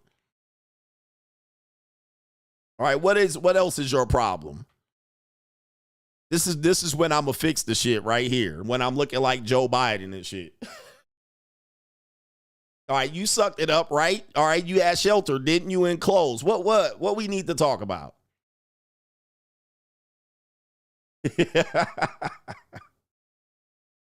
You didn't hug me. You didn't give me hugs. You didn't tell me you love me. Okay, I love you. All right, you okay? All right, you okay? All right, I love you. You know that. I took care of you, right? I did what I was supposed to do. Yeah. It's going to be me at the end. That's when we'll fix the bullshit. All right, after I got them dubs and all the infinity stones and shit. All right, I'll fix it then. All right, that's just me, though. All right, y'all try to fix it along the way and shit. All right, let's fix it along the way so we're and then steady losing. You know I loved you. Give me a hug. All right, here you go, kid. All right, go get him. All right, anyway, enough of this shit. Because I got a gig moving here. All right, what do we got? Main event. All right, look at this. Look at this main event right here. Check this out. Where's my main event? Don't be as toxic as me, though. I'm a toxic guy. I'm toxic, but I'm a win, though. All right, I'm gonna get that dub. I'm gonna be a winner. Baby mama drama. All right, hold on for a second. Baby mama drama. Here's Naomi Osaka. Check this out. She's over playing a tournament. Is it the Australian Open? Yep, she's in Australia. You guys know Naomi Osaka. It says she's busy competing and winning at the Australian Open. Interesting enough, her house is in danger in Los Angeles. And she says, there's something I got to get there while I'm over in Australia. She announced on social media that her and her baby daddy, who she praying mantis, she's got a 1.5-year-old. And the rapper's name is Corduroy? I don't know. They ended their relationship. And of course, they're going to work it out. But check this out right here. Naomi Osaka has help getting birth certificate from LA home. I'm like, why is she getting a birth certificate? Is it her birth certificate? You know, she was born in Japan and moved to the United States when she was young. She represents Japan mostly in her tournaments. Whose birth certificates is she getting? She's getting the child, the 1.5-year-old child's birth certificate. Of all the things she can save, she's got trophy, U.S. Open, any trophy she could think of. She's trying to get the birth certificate for the damn kid. Gotcha, bitch. Wait a minute. You big dummy. Wait a minute. What is that about? What is that about? Is that the only one that he signed? Could it be? All the things she could save in the house. She's trying to get the child's birth certificate. You can get a copy of that. It's on the record. Just go ahead and go to the state. Go to the Social Security office. I've done this several times where I got my kid's birth certificate when I got divorced. I had to get my son's birth certificate. I just mailed to the state that he was born in. They sent it right to me. No Olympic medals, no trophies. She's getting the child's birth certificate. That's not good news. That's not good news for Corday because she sent somebody. She's all the way in Australia and a whole day earlier. She's living in a time machine 24 hours earlier. I'm joking. But yes, she's getting the birth certificate for the kid. Yo, Corday, you cook, my ninja. You are cooketh. Thoughtin' and plotting. It says she needed someone to retrieve the 1.5-year-old daughter's birth certificate from the California home in case it got caught up in the wildfires ravaging the greater Los Angeles area. Wow. Ooh, what is going on there? Man, wait. We'll put a pin in that one. We're going to put a pin in that conversation. We're going to hold that conversation later. We just got to see what's going on there because I find that to be incredibly, incredibly suspect that she's going after that specifically after she just broke up. There's some thought and plotting going on there. All right. I don't have the answer yet, but something's going to reveal this as to why that birth certificate is that important. Maybe I can't wait to see that. Man almighty. But now we got this right here, baby mama drama. NBA star Jimmy Butler slams unemployed baby mama for demanding an extra $10,000 a month. Now we can talk about the white women here. Where the white women at?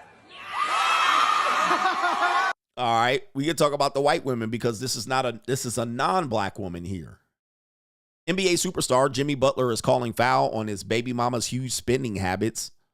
In secret paternity battle papers obtained exclusively by Daily Mail, Butler says that the $55,000 he pays former Flame Caitlin Nowak in monthly child support should be more than enough for their 3 kids. And I'm not going to name the kids there, but $55,000 a month. But the Heat forward, 35, wants to know why his brunette ex-lover is billing him further $10,000 a month every month for a nanny he claims that she does not need. So she wants $65,000. His gripes are outlined in a scathing court motion calling Novak, I think it's Novak, all right, age 34, to explain how she spends the tremendous sum of money he gives her. But lawyers also note that Novak's alleged refusal to get a job, adding, it must be pointed out that the father and the mother were never married. The mother is not entitled to live as if she was married to an NBA basketball player. Butler and Novak began dating in 2019. Damn, 2019. Guys, look how fast shit falls apart in these relationships. Look how fast shit falls apart. 2019, that was like right before COVID. And here we are, 2024, 2020, and not even through 2025. We're literally 2 weeks through 2025. So we literally got 5 years, barely 5 years, and 3 kids, and this ninja getting cooked out here, right? He's signing big fat checks. I'm rich, bitch. He getting cooked to the tune of $65,000 a month. Not even married. 3 babies. Hey, man, all men pay. It says right there they began in 2019 but kept their relationships largely under wraps despite him being one of the most well-known basketball players on the planet. Shout out to our brother Jimmy. And it says the couple welcomed their little girl, Riley, age 5, October 2019, when Butler missed the first 3 games, all right, so he can be present at the child's birth. There it is right there. So is this a white woman or a Latina? It sounds like a white woman. So people are going to have beef, all right? The white women getting more off these black men, all right? You got a case there, all right? Because what do men do in this situation there? They go for a woman that certainly lives a certain type of lifestyle. They go for those type of women, and those women open their legs up, cock them over, and let them nut in her, all right, over and over again. They play the role long enough to get the babies. She got 3 babies, and she played her role. There's the kids there, but we don't talk about the kids here. It says 2-year-old Brian, born in 2022, and both kids featured an adorable toddler in starting 5. Okay, I did see that. Okay. All right, he actually has a son born. It says right here, the son, his second son, 1 year old, was only disclosed in confidential court paperwork when Novak launched an October 2023 petition within weeks of the boy's birth to establish paternity and child support. That was around the same time Butler publicly denied rumors he was dating Colombian singer Shakira, hailing her as an incredible human being and blah, blah, blah, insisting that they were friends. Him and Novak reached a partial deal in 2023 of December, which granted Butler shared custody, and agreed that he would pay for a nanny on a temporary basis. Okay. The case was declared confidential and remained under sealed until he decided a year later to seek a hearing challenging the nanny agreement. You guys see it on the screen. His daughter will attend school later, and then another kid will attend preschool or childcare, therefore curtailing, if not eliminating, the mother's so-called need for a nanny. According to the court docs, mother is unemployed and refused to seek employment. Well, if you were raking in $55,000 a month and spending it, all right, she's probably blowing through this money, or she's socking it away, continuing to get him for extra money. This is definitely a baby mama drama technique in which she says, okay, you're paying me this much, but now pay me more. So she's refusing to get a job. And it says right here, with one kid in preschool and father exercising equal timeshare with the other children, there is no legitimate reason for the mother to insist both on a nanny and that the father pay for the nanny. Well, you agree? Okay. He agreed to it, by the way. He settled for this, just so you guys know. He definitely agreed for this. By the way, man, the Rams, shout out to the Rams. This is impressive. I didn't think they would be beating up the Vikings like this. The parties also attended and have attended mediation in an effort to resolve all outstanding issues, but the mother refuses to waive her demand that the father pay for the nanny on top of the tremendous amount of child support he is paying. Gentlemen, this is the thing. Once you put in the court docs what you agree to, and this is why you got to play hardball with these women, because it made sense. And what they'll say is, well, I need a nanny and I just do this and you're playing basketball. It is hard to change it later on. This is just my advice for people going through any of these type of things. It is very difficult to change it later on.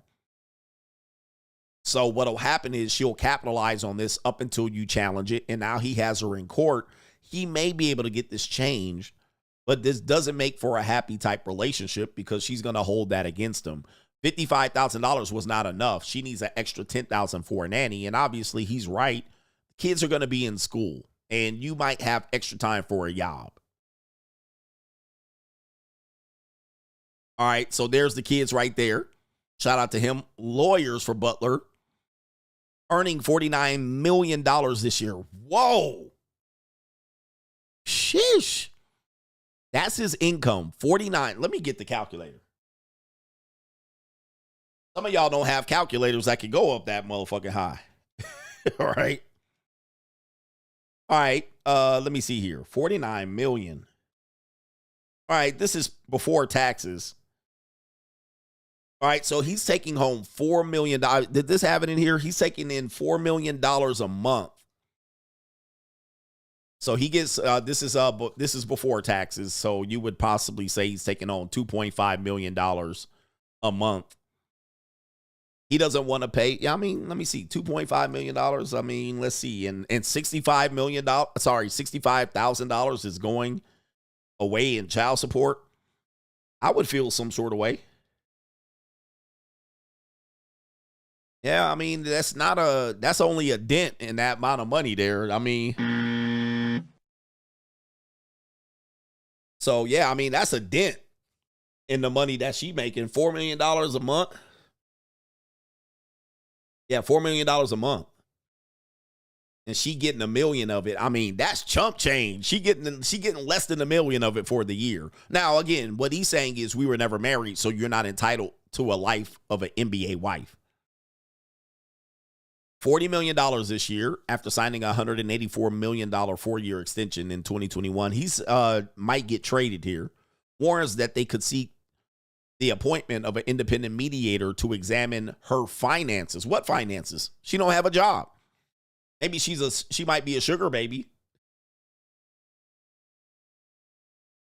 All right. If the mother is claiming that she cannot afford a nanny despite the child support she receives, which exceeds even the maximum to those children possible could need. So he's overpaying in child support. Father is entitled to the accounting of the mother's use of the funds and potentially for the appointment of a guardian ad litem to oversee the expenditures. I think he's going to lose this case. This is just me. Listen.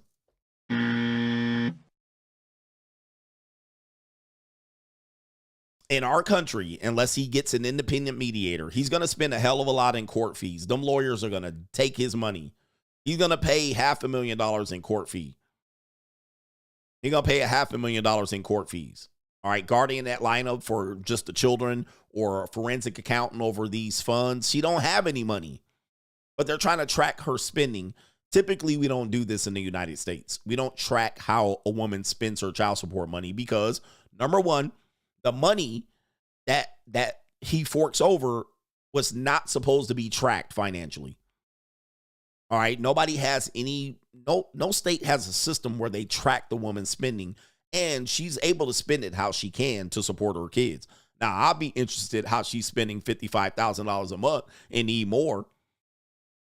All right, because that's a hell of a lot of money. That is a hell of a lot of money for her to sit on her ass. So, but where is it in a case where he can have a ruling to say he can examine her finances based on child support that he agreed to pay? I don't think, I might be wrong. Where's the lead attorney? I might be wrong, but there's no legal basis for that.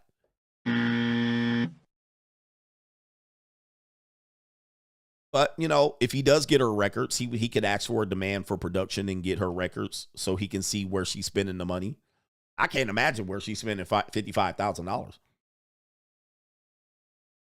I can't imagine, but he has equal custody too. We have to figure out why he came at that number. Why is he paying that amount? And it says Butler has been with the Heat since 2019. Okay, he has a $52 million player option for the 2025-26 season, but looks like that he's going to leave the Miami Heat after he told the media he no longer wants and enjoys the playing with the Heat. Okay, so now he's got to get under a new contract. They do have the documents here. And there you go, guys, right here. Okay, these are the documents that all of these things. And by the way, man, these lawyers are getting over on these guys.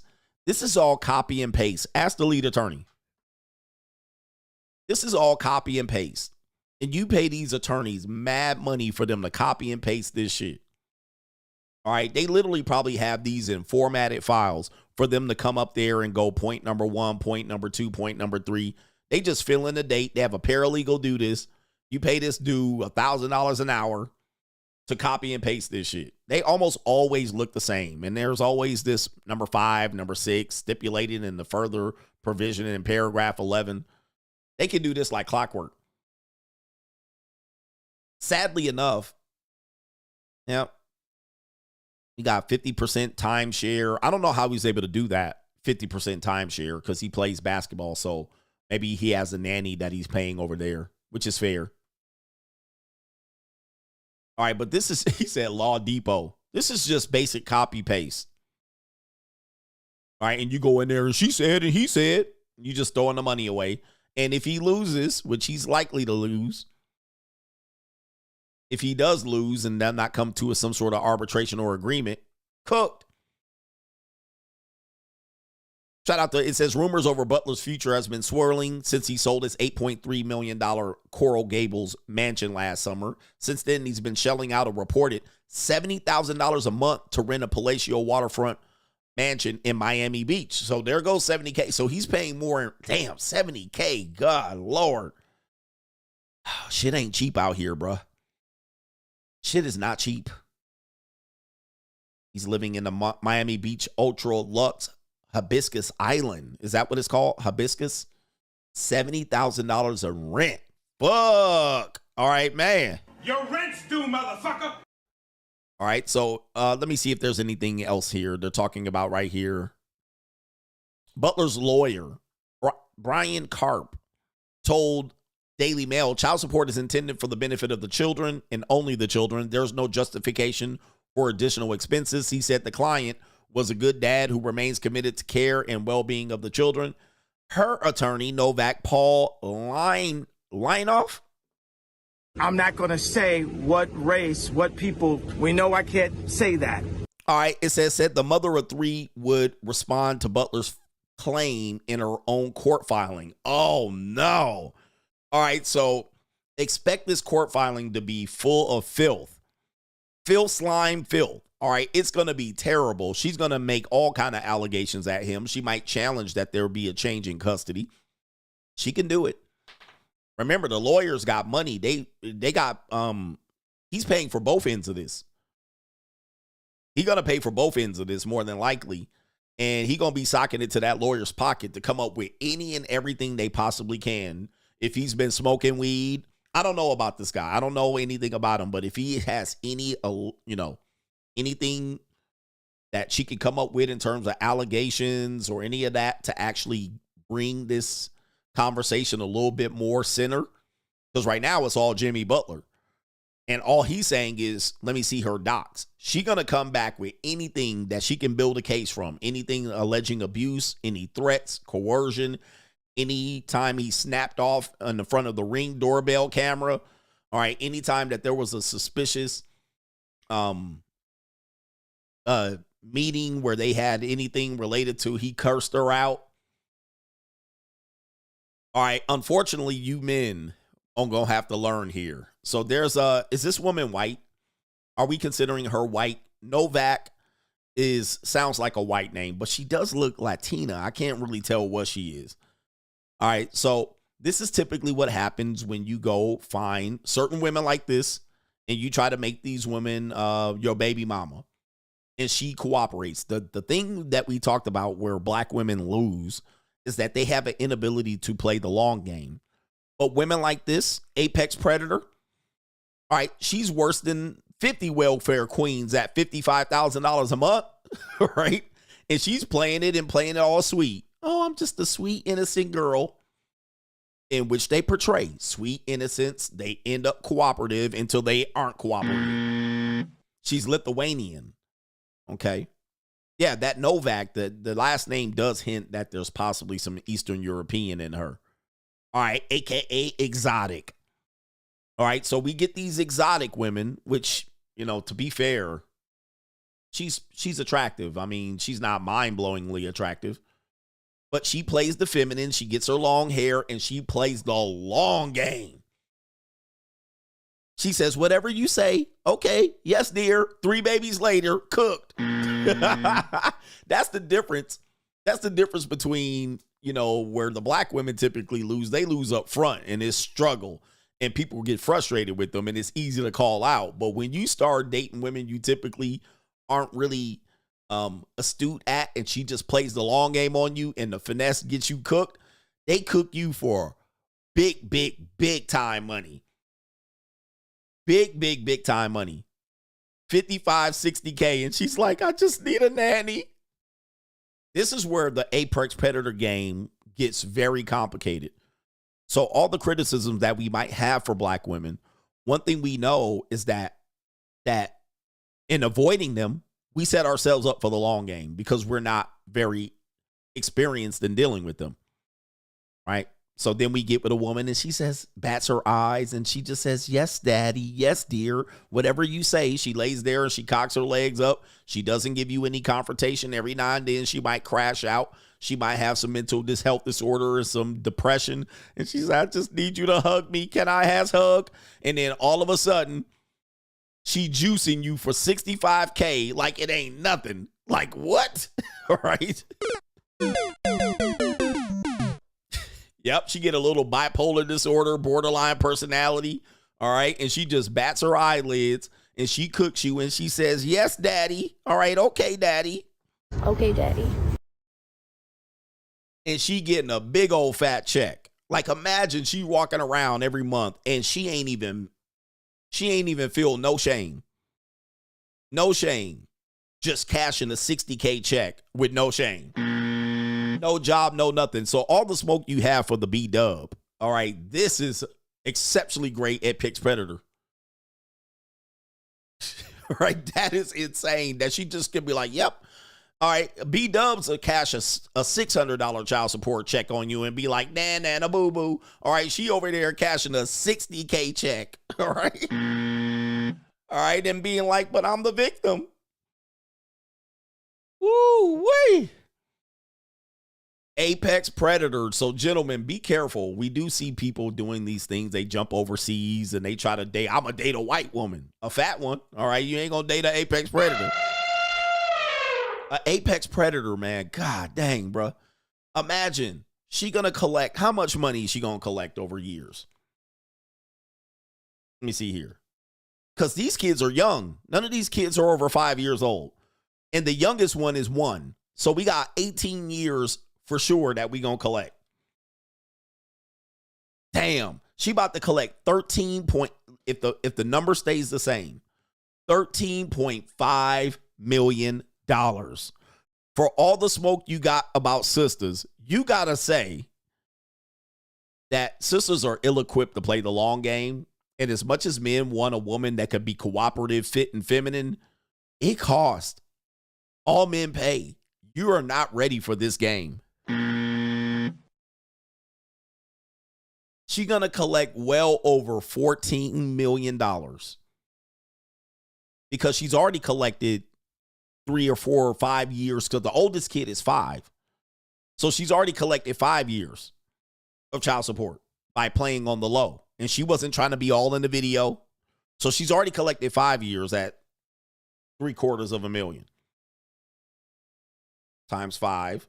Yeah, that's $4 million. She's already collected $4 million, and she got another 13 mil coming her way.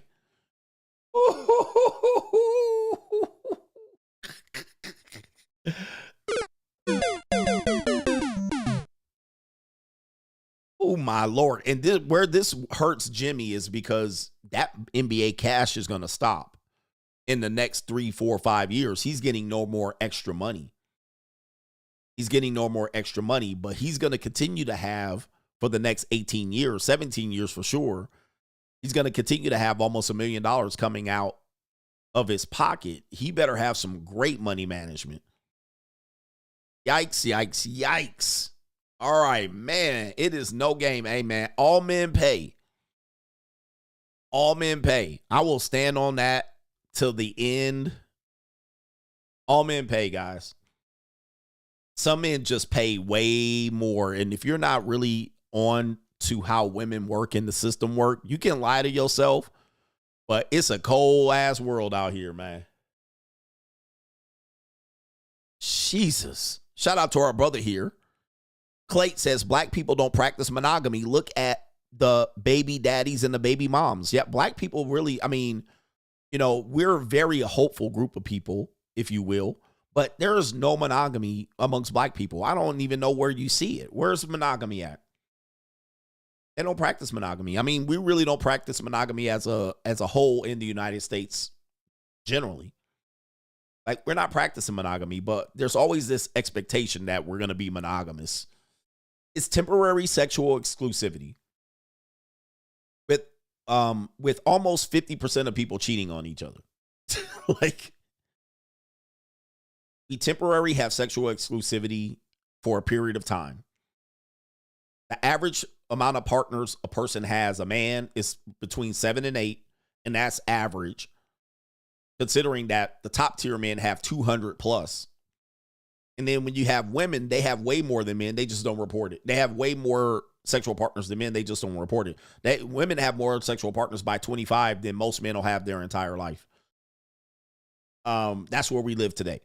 No government name. Whenever I have an interview with a black woman, you never get the job or the opportunity. Every opportunity I've ever had professionally has been from white people and the you-know-who-ish people. Wow.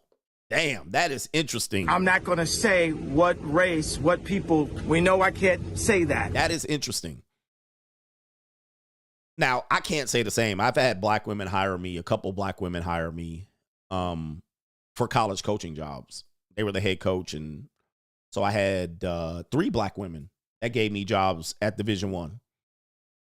So I will say it doesn't work the same for me. All right, but I can understand that. But I was helping them out too.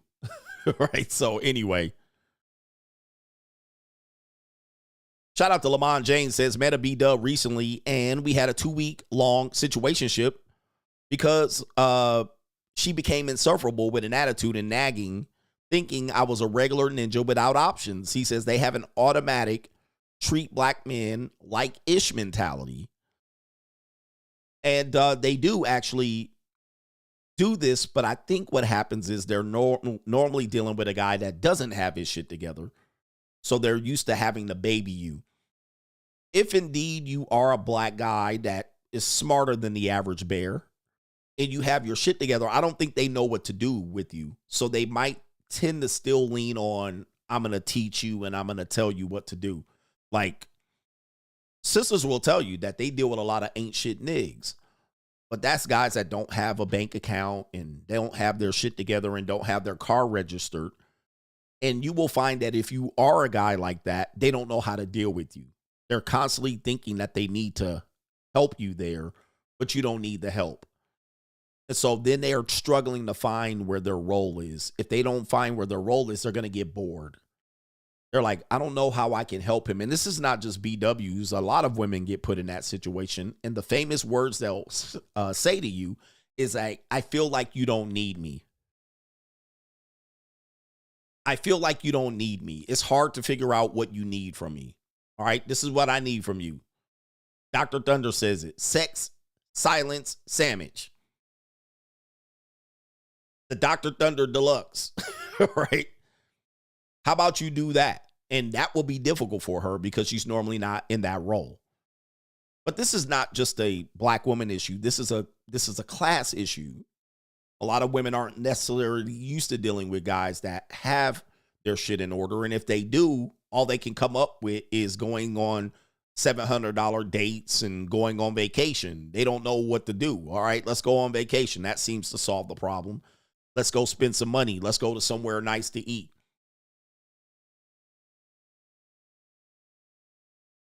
So it's one of these situations where men and women try to figure each other out. So that's why they typically fumble opportunities. We got our brother, the Civilized Savage. He says right here, I already have the guilty conscience on mine as well. Have the money too. I think you meant I might as well have the money too. The guilty conscience. You might as well have the money too, for real. Get to the bag. How many people always tell you this? All right, the money don't matter in the end. Shit. All right. Get rich or die trying. Shout out to our brother here. We got a couple more. I skipped some people. Dinero Tranquillo had a single mom come in with her 16-year-old son. She was frantic, and I told her sternly to sit down. He says, I don't think either of them heard a man speak to her that way. She was percolating.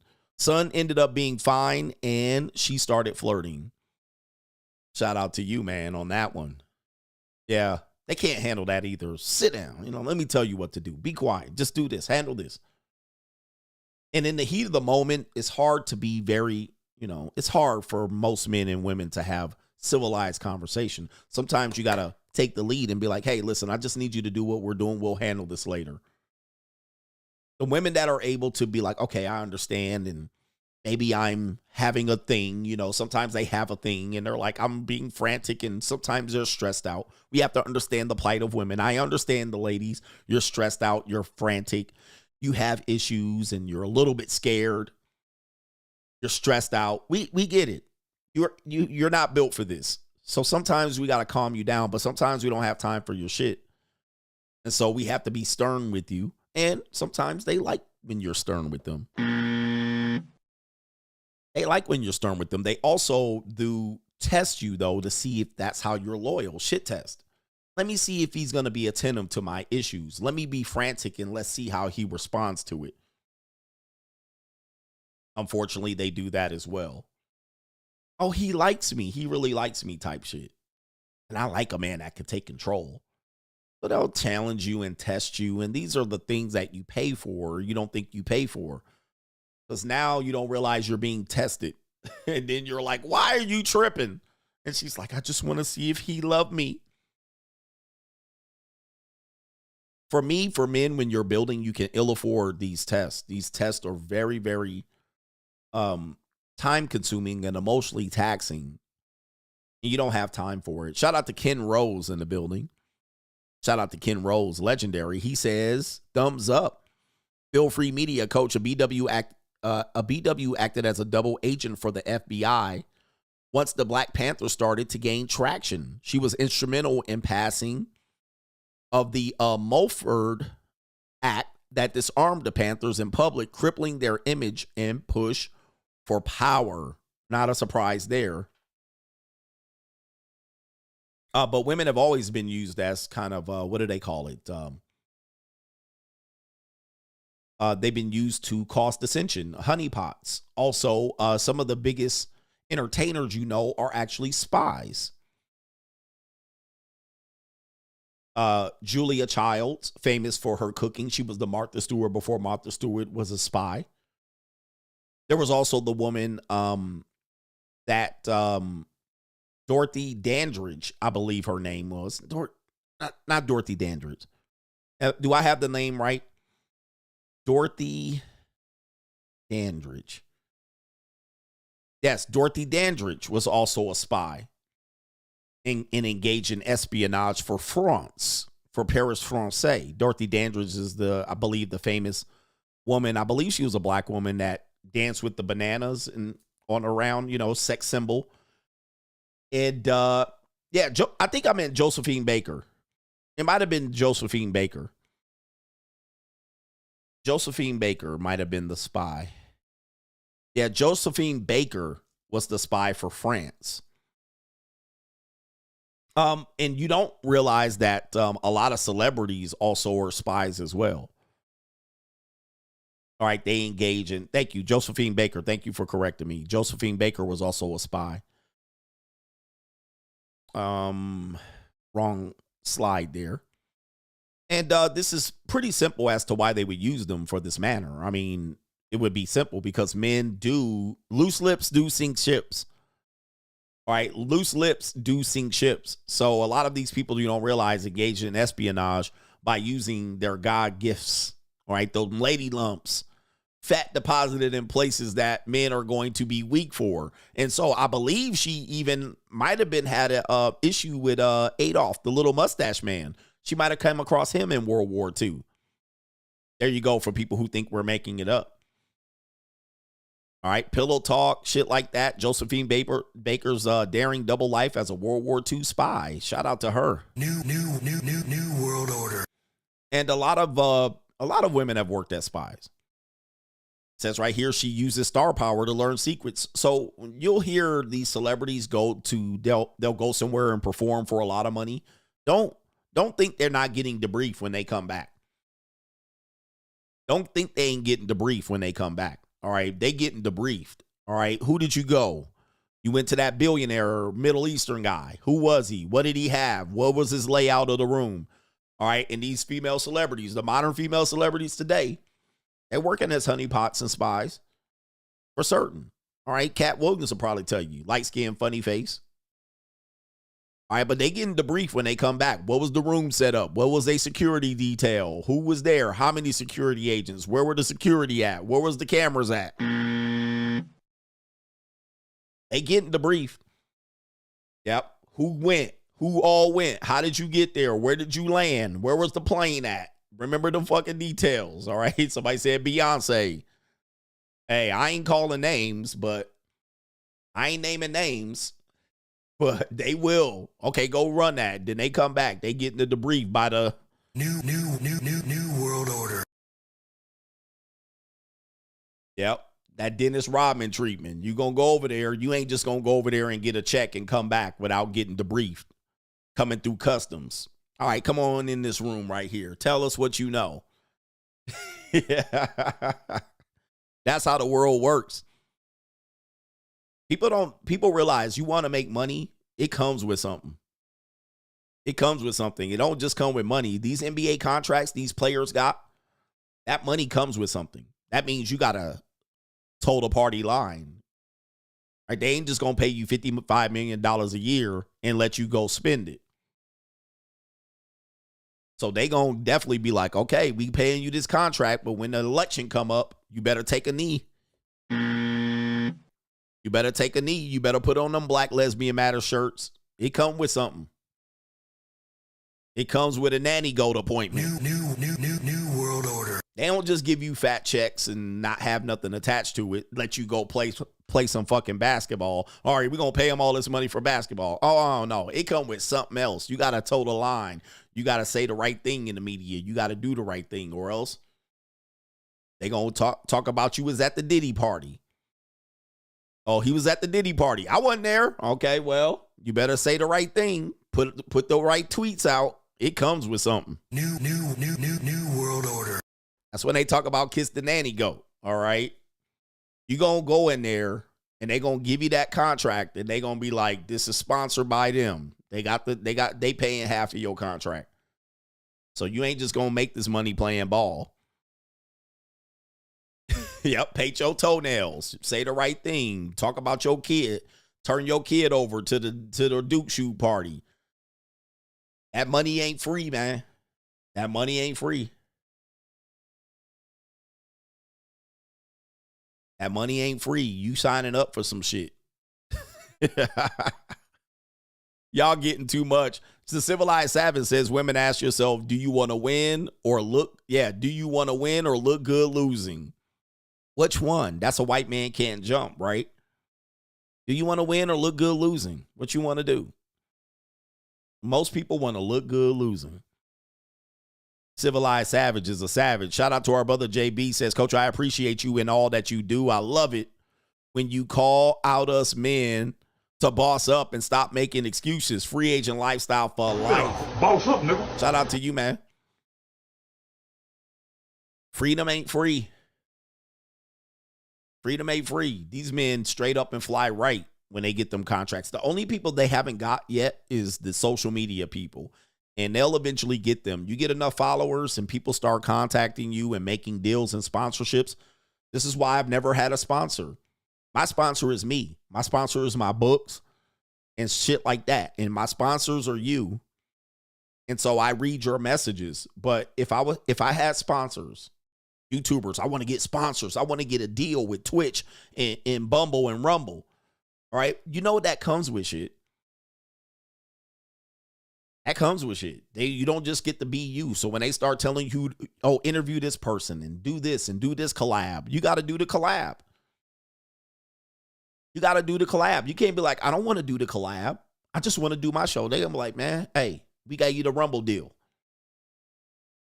So when we email you, you respond. We gave you the fucking Twitch deal. We gave you the Kick deal. Did that. So you stay up over here. You don't go to the YouTube. You stay up over here. Give you the YouTube sponsorship. You say this. And then when they start telling you, oh, we don't like when you talk about that. Stop cussing. Stop saying this. And you doing that for sponsor checks. And you're like, all right, I'll stop cussing. I'll format my show to please you. Who are they getting their orders from? Is it them? Is it for their product? Is my show now catered to their product? Freedom ain't free. Money ain't free. You just don't get to do whatever you want. Okay. So you chasing deals and you chasing sponsorships and they start coming after you with Spotify. You know, Joe Rogan had to face that as well. They tried to change his little podcast up. But when you start talking sideways, because I'm liable to talk against somebody, right, that might have some different agenda. Like, I'm liable to talk against somebody. I try to freely talk. So I'm not somebody that will be beholden to that shit. So if I just express myself. So I'm not beholden to these things because I can freely talk. I'm supported by the viewer. I'm PBS. The viewer support me. YouTube don't support me. I don't have any sponsors. I have my own product. You guys buy it. You guys support it. You guys donate. You guys support my memberships. So I'm a little bit more dangerous. I can say what I want to say. And then if you don't like it, you stop supporting. And that's just what it is. But, you know, a lot of people are chasing the other part. They're chasing the sponsor bag. Why? Because they don't want to hustle. They're like, I don't want to do 8 hours of YouTube. Fuck it. I want to do one video. And I want to kick that video out and do my 15, 30, 1 minute sponsorship ad and then go chill. You see what I mean? That's the difference. I could try to do that too and reformat my show and not step on toes so I can get sponsors and I can kick out one video and kick it. And then they'll let me float through the algorithm and they'll be like, he's a good boy. He's playing the game. But instead of taking that, I actually have to make products that you guys support. I actually have to get donations and read all the chats. I actually have to perform longer, and I have to grind that shit out just so I can say what I want to say. Because money ain't free. So, yeah, people have to do a gambling site. Go to this gambling website. Use this gambling app. Now I got to promote sports gambling to a group of men that ain't got no damn money. Shout out to the Age of Machine says, just when you thought Ling Ling might be an option, posted a link in your locals that will have you vindicated and fuming at the same time. Free agent isn't just about walking away from normie relationships in American. He says, America, Chinese women sound like B-dubs now due to feminism. Indeed. So, yeah, it's guys, feminism is worldwide now. It's worldwide. How do you access the past Zooms? You got to go to the first pinned post on Patreon. There's a pinned post right at the welcome page on Patreon. A lot of people have that problem. So you got to go to that pinned post. You got to find it. It's there. A lot of people don't see it initially, but if you scroll, there's a pinned post and the password changes every month. It's right there at the top of Patreon if you got to the right level. Yeah, Ninja's talking about all the other things, manscaping. You know, people take these ads. I'm not shitting on them, though. I'm not shitting on them. It's good money for them. It's good money, but, you know, at any moment, they can pull your stuff off. But what they can't do is take all your previous ads off, right? So you have a catalog full of content where they're no longer paying you, but you're also still advertising them. So if somebody binge watches your comment, or your content, you're still advertising for them. They're still getting ads and you're still sponsored by them. You no longer are sponsored by them, but all of your previous content has all of their ads on them. Has all of your stopping the video to talk about a minute and a half or whatnot. So they can remove the support, but all of your previous content still have the ads. I think about shit like this. This is why I grind. I think about stuff like this. I'm like, am I really getting screwed over here? I think I'm getting screwed over at the end. Because they're still getting over on me. This shit better be good money. I know, man. It just depends on how you want to pursue this content game. He says that's why they keep getting new customers. Yep, you still give them the new customers. You still giving them new customers because people watching your old content and they still getting customers, but they're no longer paying you. All right. Shout out to our brother Jordan Royale says, why do you think the media pushes black and white relationships? I don't know about you, but they are not as common in real life as the media tries to push. Is that what they think will fix B-dubs? No, I think they're pushing the agenda of interracial relationships for their own personal, I don't know what they're pushing their own agenda. I don't think it's to try to prevent black people and white people from getting together. I mean, black people and black men and black women from getting together because it's way more common. But you do see significant attempts by corporations to do this. One reason they do this is that's how they get it funded. So somebody's calling the shot. That's how they get it greenlit. Now there's also, like, I don't know if you know, in Hollywood or in Netflix, you cannot get any script greenlit unless you have some gay shit in it. If you have a movie that doesn't have gay stuff in it or a gay character or a gay couple, you're not getting the movie pushed. Similarly, commercial. We want to do this commercial. We need the funding. All right. Somebody going to say you need to have an interracial couple there. You need to have a black woman and a white man, or else you can't get the commercial shot. So that is a fact. I was watching anything you watch on Netflix, you're going to see it. Bad Boys, the last Bad Boy movies. I was in Brazil watching it and they had some shit in there. I was watching Beverly Hills Cop, the new Beverly Hills Cop. They had some shit in there. Same thing is Coming to America with Eddie Murphy. They had some shit in there. That's almost all. You're not getting the project greenlit unless you have that in there. So that's an example too, you know? So your belief system might not be that. But if you want the project greenlit and you want them to say, the studio to say, yeah, let's go for it and put the money there, you're going to have that in your content. You're going to have that in your content. You're going to have that in your movie. All right. And you might not even be in the scene. You might not even be in the scene, but it's going to be in there. Guaranteed. All right. It's a guarantee. All right, that is going to be in there. Same with these commercials that might push some sort of agenda, whatever it is. They might have 2 Lily Lint liquors or a black man and a white woman. That's all to get the project pushed. All right, but that's the reality. That's the reality. No government name says, what is the title? That the state collects equal payment from child support received by the parent. Title 4D is the title. He says they ain't gonna let Jimmy Butler lower them payments. Title 4D, exactly.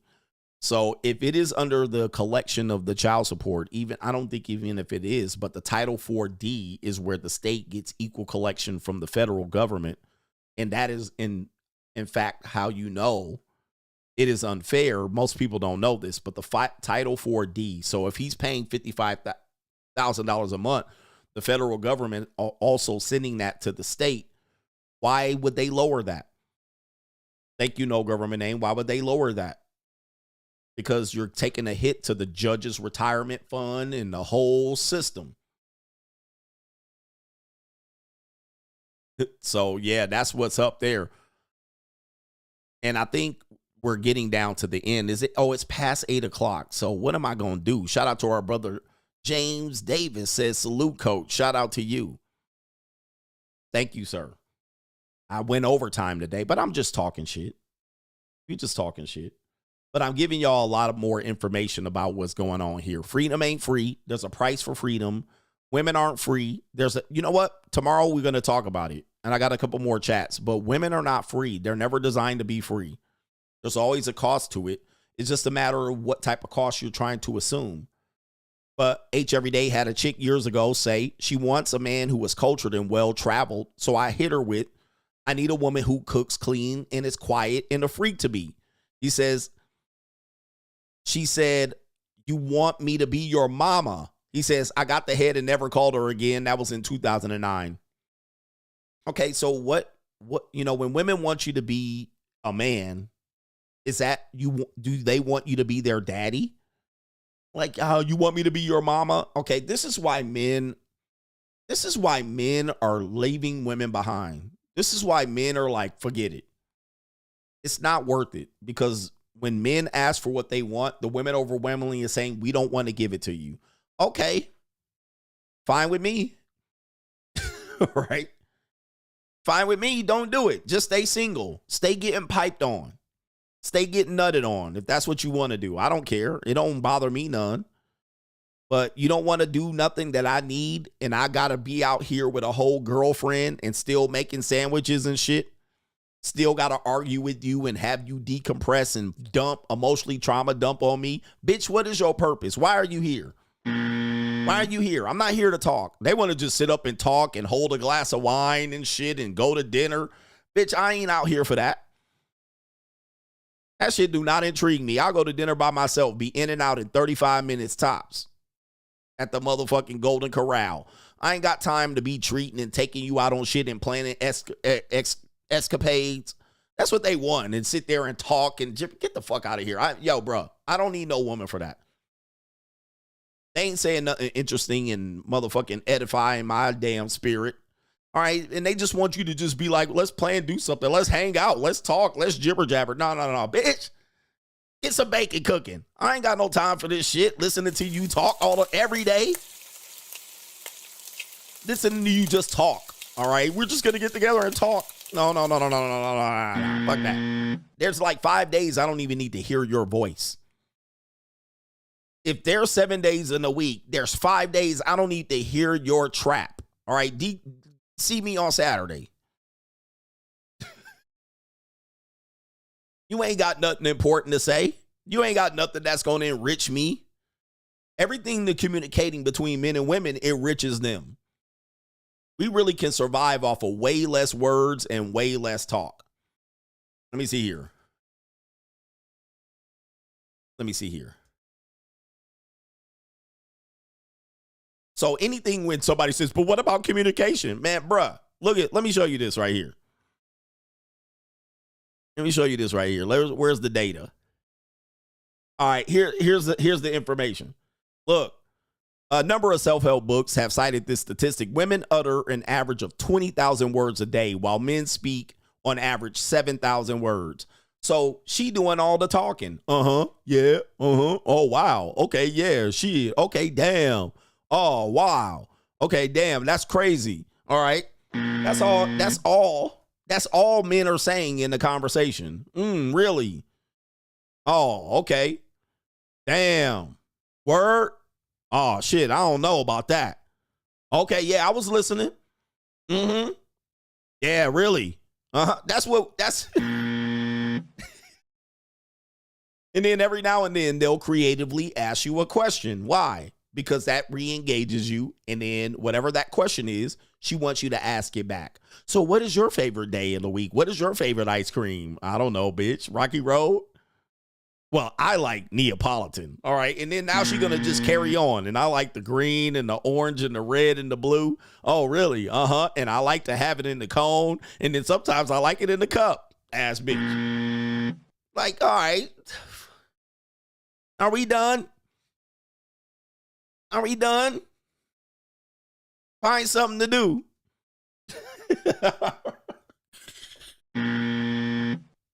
Sometimes I like to scoop it myself, and sometimes I like to get an ice cream scooper and put it in the warm water, and then I like to do 2 scoops, and then 2 scoops of raisins too. All right, and I'm looking like, man, would you? Silence, you fool. Just talking, bruh. So when people say communication, you mean this a one-way street. All right, she just yapping and you just listening. All right, I ain't got no time for this, brothers. I got time, but Yeah, I got time, girl. all right, shout out to Aaron Hughes, says just shooting some ducats to a fellow Matador ass, and then just shout out to my Matadors at Cal State Northridge. All right, am I not telling the truth? This is the truth, Ruth. And then Callie West says Squid Games had a rainbow character this season, but luckily Cobra Kai doesn't have any rainbow. Did they? I think they did at one point. I think they had a Lily Lintlicker, and then they had the dude, the hawk guy. I think, wasn't he? That was earlier on. Pro Legrand, yes. How do you know? He says, how did you know? I have that thought when things get tough. Let me go get a regular job. Yeah, he says, but no, I don't have any kids, no girl, no car note.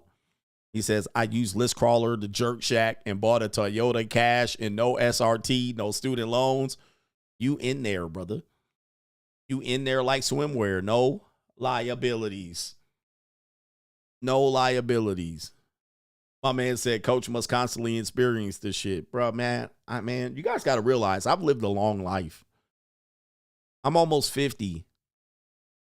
That means before there was me even on YouTube, I lived almost 25 adult years, certainly 20 adult years. I've been around women. I've lived with many women. I've had female roommates. I have sisters. I have daughter. I have a wife. I lived with women before that. I've been and seen and heard all women have to say. I don't even have to hear women talk ever again. I didn't heard it motherfucking all. I've been around. I've been with, I won't say what my body count is, but I'm not the type of guy to put that type of information out. I've dated many women. I've been on dates. I live with women. I fornicated with them. There ain't shit that they gonna tell me that's anything new. I've lived a long life. There ain't a dollar I can invest with one and expect a return. This isn't to shit on them. This is to tell you where my value is.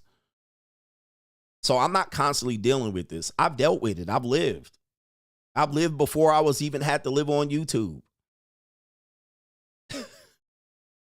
Right? I done seen it, heard it, been there, done that. They don't say much different than the rest of them. They think they do, but they don't. All right? They got 5 things they're going to talk about. Shoes, hair, doing something adventurous, on your dime, complaining about something from their job that you can't fix and you're not intended to fix it, and close. All right? All right, it ain't much else you're going to get different from them. I done seen it, been with a lot of women, free women, pay women. I done seen it. I done been with women from other countries, Belgium, France, Asian countries, Philippines, America, Sweden. I done seen them all, bruh. I done been with celebrity women, broke women. Ain't much different. Yep. It ain't much you gonna get. Y'all just get with them and expect something different to happen. Ain't much shit that you gonna get different. So it's not that I'm currently dealing with it. I'm almost 50. I've lived 30 plus adult years. I didn't seen them all. I didn't seen it, bruh. I didn't seen enough. I don't even have to be with another one to know what the hell they gonna say before they say it. Look, I already know what you gonna say before you say it. Let me just finish the conversation. We can get this shit over with, bruh. I don't have to have dealing with women now. All right, I'm almost 50. I just keep telling y'all that. I've been through the shit already. I've dated women from every goddamn section of the world. I know what's about to happen. I don't have to be going through it now to deal with it. I've seen it, seen enough. I've lived with 4 or 5 women in my life. And that's not including my mom, my wife, my ex-wife, and my daughter. That means I live with 5 other women. I've lived with 1, 2, 4 female roommates, and then the woman that I married. And almost I lived with her for 10 years. Bro, there ain't nothing much. I got it figured out. I got it already. You know when you got it, you got it. You be like, all right, I got it. You ain't got to tell, okay, yeah. I don't have to go through it no more.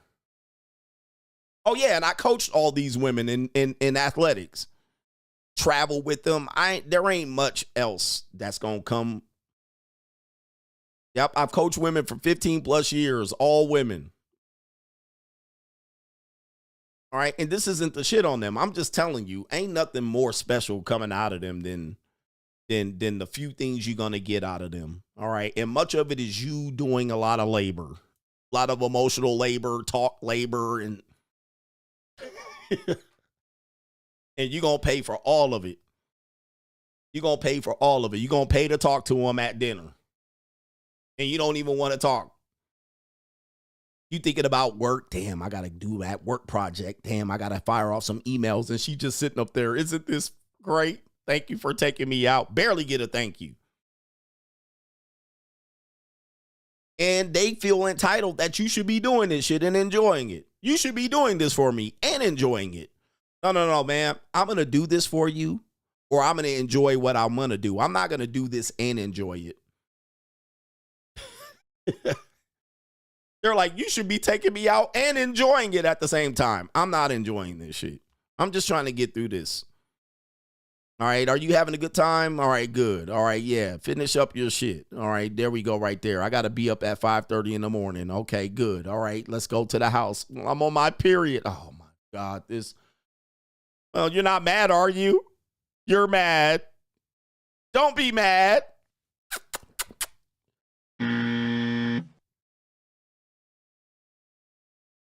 You ready to leave? Did you want another drink? I'm going to have another glass of wine. You didn't ask me. I'm going to just have it's just one more glass. Damn, it's 10:30, bitch.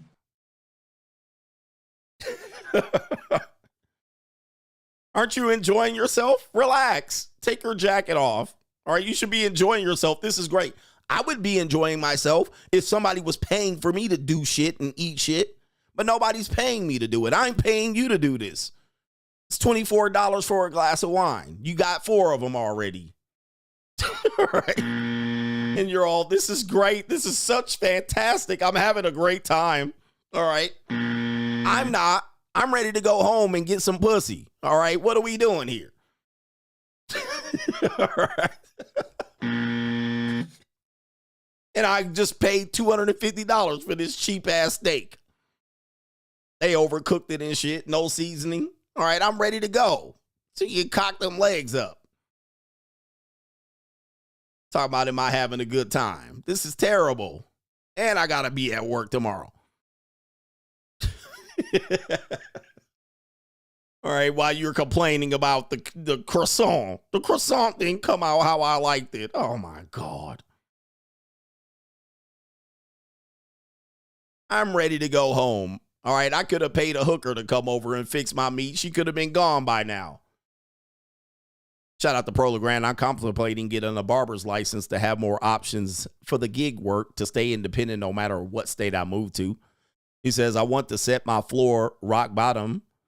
What would be ceiling level compared to 9-to-5 job? Thoughts, Uncle G, 22-year-old coach gang. You're going to get a barber's license. Get as many licenses as you can. Like, yeah. Okay. Just so you can stay independent. So, you know, I used to supplement getting a real estate license, and I would get a certification in CDL so that, you know, if I had a hard time with one business, self-employment not working, I could fall back on something else. So, yeah, get as many as you can just to insulate yourself between gigs as you're building yourself up. All right. Am I making sense? All right. Am I making sense? Damn, the Rams won. All right, crazy. Yeah, keep your skills up when you're young, and you'll be great because these licenses you can also renew and keep going for a long time, and you can always use them. So when you're out here hustling, you know, stay hustling. Stay hustling. Get your Series 7 and your Series 63, all of that shit, because you never know when you can use something in a pinch. You know, get your code, get all of your skills up. Get your certifications in your skills. All right, because you'll use them. Man, I got to go, man, because I got to eat. Shout out to y'all. All right, appreciate y'all. Yeah, man, damn, the Rams won. All right, anyway, who they playing? The Redskins? All right, this shit is crazy. All right, this playoffs is crazy. All right, shout out to the coach gang, man. Enjoy your night. Peace.